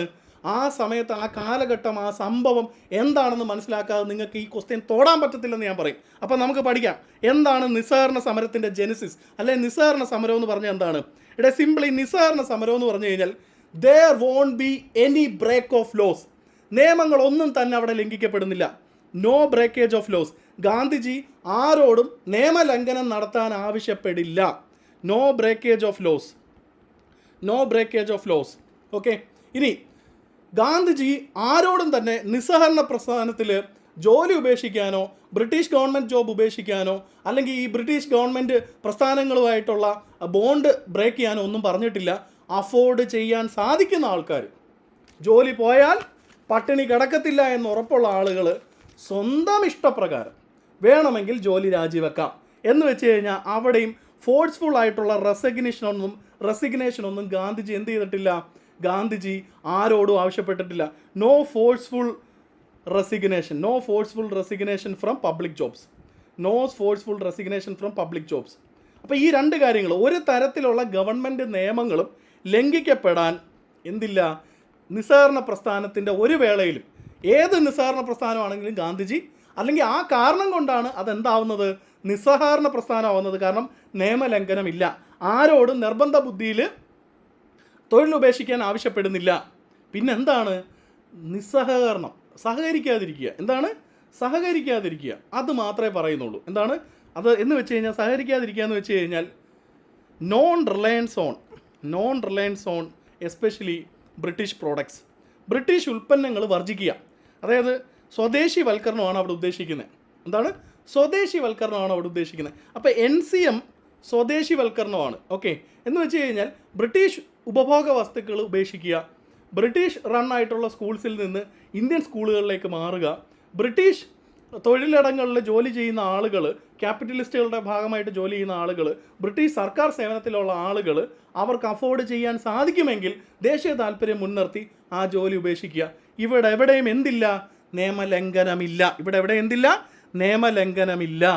അതിനാൽ തന്നെ നിസ്സഹകരണ പ്രസ്ഥാനം എന്ന് പറയുന്നത് എന്താണ്, ഒരു വളരെ സമാധാനപരമായിട്ടുള്ള, അതായത് ഒരു പോലീസ് ക്രാക്ക് ഡൗൺ ഇതിൽ സാധ്യമാണോ? നിസ്സഹകരണ പ്രസ്ഥാനം അല്ലെങ്കിൽ നിസ്സഹകരണ സമരത്തിൻ്റെ ഭാഗമായിട്ട് പോലീസിന് നിസ്സഹകരണ സമരം നടത്തുന്നവരെ ആക്രമിക്കാൻ സാധിക്കില്ല. ബ്രിട്ടീഷുകാരെ പോലെ ഉയർന്ന ചിന്തയുള്ള, എന്താ പറയേണ്ട, ഹൈ വാല്യൂസ് മെയിൻറ്റെയിൻ ചെയ്യുന്ന മനുഷ്യരെന്ന്, അല്ലെങ്കിൽ ലോകത്തെ തന്നെ ഏറ്റവും മുന്തിയ മനുഷ്യരെന്ന് അവകാശപ്പെടുന്ന ആൾക്കാർ അവരുടെ ഫ്രീഡം ഓഫ് ചോയ്സ് വെച്ചിട്ട് നിസ്സഹകരിക്കുന്നതിൻ്റെ പുറത്ത് ഒരു പോലീസ് ക്രാക്ക് ഡൗൺ സാധ്യമല്ല എന്ന് ആർക്കറിയാം? ഗാന്ധിജിക്ക് അറിയാം. ഇതാണ് നമ്മുടെ 21 നിസ്സഹകരണ പ്രസ്ഥാനം അവസാനിപ്പിക്കാനും കോൾ ഓഫ് ചെയ്യാനും ഗാന്ധിജിയെ പ്രേരിപ്പിച്ചൊരു ഘടകവും. എന്തുകൊണ്ടാണ് ഇതാണ് ഗാന്ധിജിയുടെ നിസ്സഹകരണ പ്രസ്ഥാനം. പക്ഷേ നിങ്ങൾക്കറിയാം 22 നടന്ന ചൗരി ചൗര ഇൻസിഡൻറ്റ്, 22 ഈ പറയുന്നത് പോലെ ഒരു ചൗരി ചൗര ഇൻസിഡൻറ്റ് നടക്കുന്നുണ്ട് അല്ലേ? എന്താണ് 1922 ഉത്തർപ്രദേശിലെ ചൗരി ചൗര എന്ന് പറയുന്ന പ്രദേശത്ത് ഏതാണ്ട് 20ഓളം പോലീസുകാരെ ഈ അനുകൂലികൾ അവിടുത്തെ പോലീസ് സ്റ്റേഷൻ ചുട്ട് അഗ്നിക്കിരയാക്കുന്നുണ്ട്. ഓക്കെ, അങ്ങനെ പോലീസുകാർ ഈ പറയുന്നത് പോലെ കൊല്ലപ്പെടുന്ന ഒരു സംഭവം വന്നു കഴിഞ്ഞപ്പോൾ എന്തായടേ, ബ്രിട്ടീഷ് ഗവൺമെൻറ്റിന് വേണമെങ്കിൽ ഒരു പോലീസ് ക്രാക്ക് ഡൗണിനുള്ള അവസരം ഒരുങ്ങിയില്ലേ? ഇത് ഗാന്ധിജി പറയുന്നത് പോലെ എന്താണ്, അഹിംസാ മാർഗത്തിലുള്ള ഫ്രീഡം ഓഫ് ചോയ്സ് എടുത്തുകൊണ്ടുള്ള ഒരു നിസ്സഹകരണ പ്രസ്ഥാനമൊന്നുമല്ല ഇത് ഒരു തീവ്രവാദ സ്വഭാവമുള്ള സമരമുറയാണ്. ഇത് മുൻനിർത്തിക്കൊണ്ട് തീർച്ചയായിട്ടും ഒരു വശത്ത് സമാധാനപരമായിട്ട് സമരം നയിച്ചുകൊണ്ടിരിക്കുന്ന ഒട്ടനവധി മനുഷ്യർ രാജ്യത്തെമ്പാടുമുണ്ട്. അവരുടെ മേലെ പോലും പോലീസിന് വേണമെങ്കിൽ ഒരു ഹ്യൂജ് ക്രാക്ക് ഡൗണോ അപ്പോൾ അവരെ കൊലപ്പെടുത്താനോ ഒക്കെയുള്ള ഒരു അവസരമായിട്ട് എന്ത് മാറും? ഈ ഒരൊറ്റ സംഭവം മാറും. അതുകൊണ്ടാണ് ഗാന്ധിജി അത് കോൾ ഓഫ് ചെയ്തത്. അതിലോട്ടൊക്കെ ഞാൻ വരാം. അപ്പോൾ നിസ്സഹകരണ പ്രസ്ഥാനം എന്താണെന്ന് നിങ്ങൾക്ക് മനസ്സിലായല്ലോ? നിസ്സഹകരണ പ്രസ്ഥാനം എന്താണെന്ന് മനസ്സിലായല്ലോ? ഇനി അടുത്ത ഗാന്ധിജിയുടെ കുറച്ചുകൂടെ ഡോസ് കൂടിയ ഒരു സമരമുറയാണെന്ത്? CDM അല്ലെങ്കിൽ സിവിൽ ഡിസൊബീഡിയൻസ് മൂവ്മെൻറ്റ്. CDM അല്ലെങ്കിൽ സിവിൽ ഡിസൊബീഡിയൻസ് മൂവ്മെൻറ്റ്. എന്താണ് CDM അല്ലെങ്കിൽ സിവിൽ ഡിസൊബീഡിയൻസ് മൂവ്മെൻറ്റിൻ്റെ പ്രത്യേകത? CDM അല്ലെങ്കിൽ സിവിൽ ഡിസൊബീഡിയൻസ് മൂവ്മെൻറ്റ് എന്ന് പറഞ്ഞു കഴിഞ്ഞാൽ ഇവിടെ എന്തുണ്ട്? ഇവിടെ ബ്രേക്കേജ് ഓഫ് ലോ ഉണ്ട്. ഇവിടെ എന്തുകൊണ്ട്? ബ്രേക്കേജ് ഓഫ് ലോ ഉണ്ട്. അപ്പം ഇത് രണ്ടും ഒരു ജോഡിയാണ്. ഏത് രണ്ടും ഒരു ജോഡിയാണ്? NCM വേഴ്സസ് CDM എന്നുള്ളത് എന്താണ്? ഒരു ജോഡിയാണ്. അപ്പോൾ തീർച്ചയായിട്ടും ഞാനൊക്കെയാണ് ക്വസ്റ്റ്യൻ ഇടുന്നതെങ്കിൽ നാഷണൽ മൂവ്മെൻറ്റിൽ ഗാന്ധിയൻ എപ്പിസോഡുമായിട്ടൊരു സംഭവം ചോദിക്കുകയാണെങ്കിൽ ഒരു സ്റ്റേറ്റ്മെൻറ്റ് ഞാൻ നിങ്ങൾക്ക് ഇട്ട് തരും. ഇത് CDM ആണോ NCM ആണോ എന്ന് നിങ്ങൾ നിങ്ങളുടെ യുക്തി വെച്ചിട്ട് കണ്ടെത്താൻ ഞാൻ നിങ്ങളോട് പറയും. നിങ്ങൾക്ക് മനസ്സിലാവുന്നുണ്ടോ? ഇത് CDM ആണോ അതോ NCM ആണോ എന്ന് നിങ്ങൾ യുക്തി വെച്ച് കണ്ടെത്തണം. അപ്പം നമുക്ക് ആദ്യമേ ഏത് നോക്കാം? ആദ്യം നമുക്ക് ചമ്പാറാൻ സത്യാഗ്രഹം നോക്കാം. ഇവിടെ ചമ്പാറാൻ സത്യാഗ്രഹം എന്ന് കേൾക്കുമ്പോൾ തന്നെ നിങ്ങൾ മനസ്സിലാക്കേണ്ട കാര്യം, ചമ്പാറാൻ സത്യാഗ്രഹം എന്ന് കേൾക്കുമ്പോൾ തന്നെ നിങ്ങളുടെ മനസ്സിൽ വരേണ്ട കാര്യം, ഫോഴ്സ്ഡ്, വെരി ഇമ്പോർട്ടൻറ്റ്, ഞാൻ ഹൈലൈറ്റ് ചെയ്ത് പറയാണ്, ഫോഴ്സ്ഡ് ഇൻഡിഗോ കൾട്ടിവേഷൻ. എന്താണ് ഫോഴ്സ്ഡ് ഇൻഡിഗോ കൾട്ടിവേഷൻ? അപ്പോൾ എന്താണ് ഫോഴ്സ്ഡ് ഇൻഡിഗോ കൾട്ടിവേഷൻ എന്ന് പറഞ്ഞാൽ എന്താണ്? നിർബന്ധ സ്വഭാവത്തിലുള്ള indigo cultivation by whom? By the planters, especially European planters അല്ലെങ്കിൽ ബ്രിട്ടീഷ് പ്ലാന്റേഴ്സ് ഇന്ത്യൻ ഫാർമേഴ്സിനോട് നിർബന്ധമായി ഇൻഡിഗോ കൾട്ടിവേറ്റ് ചെയ്യാൻ ആവശ്യപ്പെട്ടു. ഇനി ഇൻഡിഗോ എന്താണെന്ന് അറിയാത്തവർ ഒരു സെക്കൻഡ് ശ്രദ്ധിച്ചേ. ഇൻഡിഗോ ഒരു നാച്ചുറൽ ഡൈ ആണ്. ഇൻഡിഗോ എന്താണ്? ഒരു പ്രകൃതി ദത്തമായിട്ടുള്ള ഒരു ഡൈ ആണ്. തുണിത്തരങ്ങൾക്കൊക്കെ നിറം കൊടുക്കുന്ന തനതായിട്ടുള്ള നാച്ചുറലായിട്ടുള്ള ഒരു ഡൈ ആണെന്ത് ഇൻഡിഗോ എന്ന് പറയുന്നത്. സോ ഇൻഡിഗോ പ്ലാന്റ് കൾട്ടിവേറ്റ് ചെയ്ത് അതിനെ ഒരു പ്രോസസ്സിലൂടെ കടത്തിവിട്ടാണ് ഈ ഡൈ എക്സ്ട്രാക്ട് ചെയ്യുന്നത്. അപ്പോൾ എന്താ സംഭവിച്ചത്? എന്തുകൊണ്ടാണ് ഇൻഡിഗോ കൾട്ടിവേഷൻ ഇന്ത്യയിൽ ഫോഴ്സ്ഡ് ആയിട്ട് മാറാനുള്ള കാരണമെന്ന് നിങ്ങളൊന്ന് മനസ്സിലാക്കേ. ഇൻഡിഗോ കൾട്ടിവേഷൻ ഇന്ത്യയിൽ ഫോഴ്സ്ഡ് ആയിട്ട് മാറാൻ കാരണം ചില ഗ്ലോബൽ ടേൺ ഔട്ട്സ് ആണ്. അന്ന് അന്താരാഷ്ട്ര തലത്തിലുണ്ടായ ചില മാറ്റങ്ങളാണ്. നമുക്കറിയാം, tension between German and the western European world was very high that Germany ഇവരുടെ ഡൊമസ്റ്റിക് മാർക്കറ്റിനെ, യൂറോപ്പിലെ ഡൊമസ്റ്റിക് മാർക്കറ്റിനെ അഫക്റ്റ് ചെയ്യുന്ന തരത്തിലുള്ള ഇൻവെൻഷൻസുമായിട്ട് മുന്നോട്ട് വരാൻ തുടങ്ങി. എന്താണ്? വെരി ഗുഡ് ആഷ്ലി നീലം. എന്താണ്? ജർമ്മനി എന്ത് ചെയ്യാൻ തുടങ്ങി? യൂറോപ്പിലെ എസ്പെഷ്യലി ബ്രിട്ടൻ്റെയും ഫ്രാൻസിൻ്റെയും ഡൊമസ്റ്റിക് മാർക്കറ്റിനെ ആക്രമിക്കാൻ തുടങ്ങി. മിസൈൽ ഇട്ടല്ല ആക്രമിക്കാൻ തുടങ്ങിയത്. ഇവരുടെ മാർക്കറ്റ് സ്പേസ്, ഇവരുടെ മാർക്കറ്റിലുള്ള അഡ്വാൻറ്റേജ്, ഇവരുടെ മാർക്കറ്റിലുള്ള എഡ്ജ് നഷ്ടപ്പെടുത്തുന്ന രീതിയിലുള്ള ചില കണ്ടുപിടുത്തങ്ങൾ, ചില ഇൻവെൻഷൻസ് ജർമ്മനി കൊണ്ടുവരാൻ തുടങ്ങി. അത്തരത്തിൽ ജർമ്മനി നടത്തിയ ഒരു അഡ്വാൻസ്മെൻറ്റ് അല്ലെങ്കിൽ ഒരു ഇന്നോവേഷനാണ് അവർ തുണിത്തരങ്ങൾക്ക് കളർ നൽകുന്നതിന് വേണ്ടി സിന്തറ്റിക് ഡൈ കണ്ടുപിടിച്ചു, which was very cheap. Synthetic dye കണ്ടുപിടിച്ചു എന്താണ്? which was very cheap, and this resulted in what? This resulted in the global prices of indigo. ഇൻഡിഗോയുടെ വില ഇടിയാൻ, ആഗോള തലത്തിൽ ഇൻഡിഗോയുടെ വില ഇടിയാൻ കാരണമായി, ഇൻ്റർനാഷണൽ മാർക്കറ്റ് പ്രൈസ് ഇടിയാൻ കാരണമായ ഒരു ഇൻസിഡൻ്റ് ആണെന്ത് ജർമ്മനി എന്ത് ചെയ്തു? എന്താണ് ആളുകളൊക്കെ ക്ലാസ്സിൽ നിന്ന് ഇറങ്ങി പോകുന്നത്? എനിക്ക് മനസ്സിലാവുന്നില്ല. നിങ്ങൾക്ക് ഈ PPT വെച്ചിട്ട് 1917 ചമ്പാറാൻ സത്യാഗ്രഹ, രാജേന്ദ്ര അങ്ങനെ പഠിപ്പിക്കുന്നതാണോ ഇഷ്ടം? നിങ്ങൾ ഇങ്ങനെയും കൂടെ ഒന്ന് പഠിക്കൂ. ഞാൻ ആരെയും കുറ്റപ്പെടുത്തിയതല്ല, പ്ലീസ്. നിങ്ങൾക്ക് ഇതാണ് ലാസ്റ്റ് ചെയ്യുന്നത്, ഞാൻ വെറുതെ പറയുന്നതല്ല. പ്ലീസ് പേ അറ്റൻഷൻ, ശ്രദ്ധിച്ചേ. ഓക്കെ, അപ്പം സിന്തറ്റിക് ഡൈയുടെ വരവോടുകൂടി ഗ്ലോബൽ മാർക്കറ്റിൽ എന്തിൻ്റെ വില ഇടിഞ്ഞു? ഈ പറയുന്ന ഇൻഡിഗോയുടെ വില ഇടിഞ്ഞു. ഇൻഡിഗോയുടെ വില ഇടിഞ്ഞു കഴിഞ്ഞാൽ അതിൻ്റെ അലയൊലികൾ എവിടെ ഉണ്ടാവും? ഇന്ത്യയിലുണ്ടാവും. സോ ഇന്ത്യൻ കർഷകർ was not at all interested in cultivating indigo anymore. ഈ വിലയില്ലാത്ത സാധനം ഇന്ത്യയിൽ കൾട്ടിവേറ്റ് ചെയ്യുന്നതിനെ സംബന്ധിച്ചിടത്തോളം എന്താണ്? ഇന്ത്യയിൽ കൾട്ടിവേറ്റ് ചെയ്യാൻ ആർക്ക് താല്പര്യമില്ല? ഈ പറയുന്ന ഇന്ത്യൻ കർഷകർക്ക് വലിയ താല്പര്യമൊന്നുമില്ല. ഇന്ത്യൻ കർഷകർക്ക് എന്തില്ല? വലിയ താല്പര്യമൊന്നുമില്ല. അപ്പം താല്പര്യമില്ലാതെ വന്നു കഴിഞ്ഞാൽ ബ്രിട്ടീഷുകാർ അത് കൾട്ടിവേറ്റ് ചെയ്യാൻ പറഞ്ഞാൽ അതെന്തായി മാറും? അത് ഫോഴ്സ്ഡ് ആയിട്ട് മാറും. ഇനി മറ്റൊരു കാര്യം, ഇൻഡിഗോ കൾട്ടിവേറ്റ് ചെയ്തെടുത്ത് ഒരു പ്രശ്നമെന്ന് വെച്ച് കഴിഞ്ഞാൽ സോയിൽ ഫെർട്ടിലിറ്റിയുടെ ഒരു വലിയ പ്രശ്നമുണ്ട്. എന്താണ്? സോയിൽ ഫെർട്ടിലിറ്റിയുടെ വലിയൊരു പ്രശ്നമുണ്ട്. കാരണം ഇൻഡിഗോ എന്ന് പറയുന്ന ക്രോപ്പ് വർഷങ്ങളായിട്ട് കൾട്ടിവേറ്റ് ചെയ്തുകൊണ്ടിരിക്കുന്നത് കൊണ്ട് തന്നെ ആ മണ്ണിനെ സംബന്ധിച്ചിടത്തോളം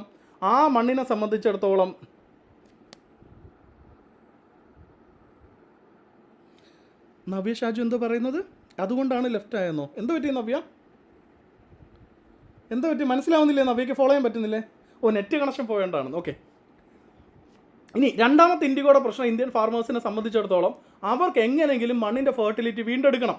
കാരണം മറ്റൊരു ക്രോപ്പ് അവിടെ കൃഷി ചെയ്യണമെന്നുണ്ടെങ്കിൽ ഇവിടെ കാര്യമായിട്ടുള്ള ഇൻവെസ്റ്റ്മെൻറ്റ് ലാൻഡിൽ നടത്തണം, in terms of fertiliser or what ever. അപ്പോൾ അതിന് സാധിക്കാത്ത രീതിയിൽ ഇവരുടെ ഒരു ഏർപ്പാടാണെന്ത്? Forced cultivation. ആ ബ്രിട്ടീഷുകാർ ഇന്ത്യൻ കർഷകരോട് ഇൻഡിഗോ കൾട്ടിവേറ്റ് ചെയ്യണമെന്ന് പറയുന്ന, നിർബന്ധമായും കൾട്ടിവേറ്റ് ചെയ്യണമെന്ന് പറയുന്ന ആ സ്കീമിനെ വിളിക്കുന്ന പേരാണ് തിൻ കാത്തിയ സിസ്റ്റം. നമ്മൾ ക്വസ്റ്റ്യനിൽ കണ്ടില്ലേ? എന്താണ് തിൻ കാത്തിയ സിസ്റ്റം? സ്പെല്ലിംഗ് ഒന്ന് നോട്ട് ചെയ്തോ. Tinkathia system. എന്താണ് തിൻ കാത്തിയ സിസ്റ്റം? നിങ്ങളുടെ കൃഷിഭൂമിയുടെ 20% പോർഷൻ നിർബന്ധമായിട്ടും ഇൻഡിഗോ കൾട്ടിവേറ്റ് ചെയ്യണം. 3/20 of your cultivable land must be reserved for indigo cultivation. Indigo cultivation. Okay, 3/20 of the total land possessed by any farmer must be reserved for what? Indigo cultivation. In that way അതെന്തായി മാറി? Forced ആയിട്ട് മാറി. എന്തായി മാറി? Forced ആയിട്ട് മാറി. Okay, ഇതൊരു നിർബന്ധ സ്വഭാവത്തിലുള്ള കൃഷി രീതിയല്ലേ? അതുകൊണ്ടാണ് നമ്മൾ തുടക്കത്തിൽ തന്നെ പറഞ്ഞത്, മുമ്പ് വിലയുള്ള സമയത്ത് കർഷകരെ സംബന്ധിച്ചിടത്തോളം അതിൽ നിന്ന് അവർക്ക് റിട്ടേൺ ഓൺ ഇൻവെസ്റ്റ്മെൻ്റ് ഉള്ള സമയത്ത് അത്രത്തോളം അത് ഫോഴ്സ്ഡ് ഒന്നും ആയിരുന്നില്ല. എന്നാൽ ലോകത്ത് ഉണ്ടായ ചില മാർക്കറ്റ് ഇൻ്റർവെൻഷൻസ് കാരണം, ഇൻഡിഗോയുടെ വില ഇടിഞ്ഞത് കാരണം എന്ത് സംഭവിച്ചു? ബ്രിട്ടീഷ് പ്ലാന്റേഴ്സ് ഈ കർഷകരെടുത്ത് നിർബന്ധ ബുദ്ധിയിൽ ഇത് കൃഷി ചെയ്യാൻ ആരംഭിച്ചു. അങ്ങനെയാണ് ഇതെന്തായി മാറിയത്? അങ്ങനെയാണിത് ഒരു ഫോഴ്സ്ഡ് കൾട്ടിവേഷനായിട്ട് മാറി. അല്ലാതെ വെറുതെ ഒരു രസത്തിനൊന്നുമല്ല ഫോഴ്സ്ഡ് എന്ന് എഴുതിയേക്കുന്നത്. ഓക്കെ, ഫോഴ്സ്ഡ് അല്ലാതെയും ഇന്ത്യയിൽ എന്ത് ചെയ്തിട്ടുണ്ട്? കൾട്ടിവേറ്റ് ചെയ്യപ്പെട്ടിട്ടുണ്ട്. ഓക്കെ, അപ്പം ഇൻഡിഗോ കൾട്ടിവേഷനുമായിട്ട് ബന്ധപ്പെട്ട പ്രശ്നങ്ങൾ എന്താണ്? ഒന്ന് സമ്മറൈസ് ചെയ്താൽ നമുക്ക് എന്ത് പറയാം? വില ഇടിയാൻ തുടങ്ങി. അപ്പോൾ ഇൻ്റർനാഷണൽ മാർക്കറ്റിൽ ഇതിൻ്റെ പ്രൈസ് ക്രാഷ് ചെയ്യാൻ തുടങ്ങി. അപ്പം മാത്രമല്ല, മണ്ണിൻ്റെ ഫലഭൂയിഷ്ടി നഷ്ടപ്പെടുത്തുന്ന ഒരു ക്രോപ്പായിട്ട് ഇത് മാറുന്നതായിട്ട് കാലാകാലങ്ങളായിട്ട് കർഷകർക്ക് പരാതിയുണ്ട്. സോ ഈ വിഷയത്തിൽ ഇന്ത്യയിലെ കർഷകരും ഇൻഡിഗോ കൾട്ടിവേറ്റേഴ്സും ഈ പ്ലാന്റേഴ്സും അല്ലെങ്കിൽ ഇൻഡസ്ട്രിയലിസ്റ്റുകളും തമ്മിൽ, ബ്രിട്ടീഷ് യൂറോപ്യൻ ഇൻഡസ്ട്രിയലിസ്റ്റുകളും തമ്മിൽ വലിയൊരു പ്രശ്നം നടക്കുകയാണ് ചമ്പാറാനിൽ. അവിടോട്ടാണ് ആരുടെ എൻട്രി? 1917 ഗാന്ധിജിയുടെയും പരിവാരങ്ങളുടെയും എൻട്രി. ഗാന്ധിജിയുടെയും അദ്ദേഹത്തിൻ്റെ ഏറ്റവും ഇമ്പോർട്ടൻ്റ് ആയിട്ടുള്ള ചില companions like supporters. Rajendra Prasad ആയിരുന്നു പ്രധാനമായിട്ടുള്ളത്. രാജേന്ദ്ര പ്രസാദും ഗാന്ധിജിയും എവിടെ എൻട്രി ചെയ്യുന്നു? നമ്മുടെ ബീഹാറിൽ ചമ്പാറാനിൽ വരുന്നു 1917. അടുത്തൊരു ബെല്ലോട് കൂടി എന്ന് പറയുന്ന പോലെ അടുത്തൊരു പോയിൻ്റോട് കൂടി നിങ്ങൾക്ക് മനസ്സിലാക്കാൻ സാധിക്കും ചമ്പാറാൻ സത്യാഗ്രഹ NCM ആണോ CDM ആണോ എന്നുള്ളത്. NCM ആണെങ്കിൽ എന്താണ്? പറയൂ. No breakage of law. CDM ആണെങ്കിൽ അവിടെ എന്താണ്? ബ്രേക്കേജ് ഓഫ് ലോ ഉണ്ടാവും. അടുത്ത പോയിന്റ് ഇതാണ്. ഗാന്ധിജി വരുന്നു, ഗാന്ധിജിയും കുറച്ച് നേതാക്കന്മാരും ചമ്പാറാനിലേക്ക് വരുന്നു എന്നറിഞ്ഞപ്പോൾ തന്നെ ചമ്പാറാനിലെ ഡിസ്ട്രിക്ട് മജിസ്ട്രേറ്റ് അവിടെ ഒരു പ്രൊഹിബിഷൻ ഓർഡർ ഇഷ്യൂ ചെയ്തു. അവിടെ എന്ത് ഇഷ്യൂ ചെയ്തു? ഒരു പ്രൊഹിബിഷൻ ഓർഡർ ഇഷ്യൂ ചെയ്തു. District magistrate of Champaran issued a prohibition order against Gandhiji and his supporters entering Champaran. ചമ്പാറാനിൽ കയറിപ്പോകരുതെന്നുള്ള കളക്ടറുടെ ഒരു നിയമം അവിടെ പ്രാബല്യത്തിലുണ്ടായിരുന്നു. ഗാന്ധിജി എന്ത് ചെയ്തു? Gandhiji violated this prohibition order. Gandhiji prohibition order violate ചെയ്തു. നിങ്ങൾ പറ, അങ്ങനെയാണ് എങ്കിൽ ചമ്പാറാൻ സത്യാഗ്രഹ NCM ആണോ CDM ആണോ? ചമ്പാറാൻ സത്യാഗ്രഹ NCM ആണോ CDM ആണോ? നോൺ കോപ്പറേഷൻ മൂവ്മെൻ്റ് ആണോ സിവിൽ ഡിസൊബീഡിയൻസ് മൂവ്മെൻ്റ് ആണോ? ഒന്നാമത്തെ റീസൺ ഇത് സിവിൽ ഡിസൊബീഡിയൻസ് മൂവ്മെൻ്റ് ആണെന്ന് പറയാനുള്ള വെരി ഫസ്റ്റ് റീസൺ ആണ് ജില്ലാ മജിസ്ട്രേറ്റിൻ്റെ, ജില്ലാ കളക്ടറുടെ പ്രൊഹിബിഷൻ ഓർഡർ ലംഘിച്ചുകൊണ്ടാണ് ആര് കടന്നു വരുന്നത്? ഗാന്ധിജി കടന്നു വരുന്നത്. ഇനി ആ ക്വസ്റ്റ്യൻ നോക്കൂ. ഇവിടുത്തെ സെക്കൻഡ് സ്റ്റേറ്റ്മെൻറ്റ് എന്താണ്? Regarded as the first non cooperation movement by Mahatma Gandhi. തെറ്റല്ലേ?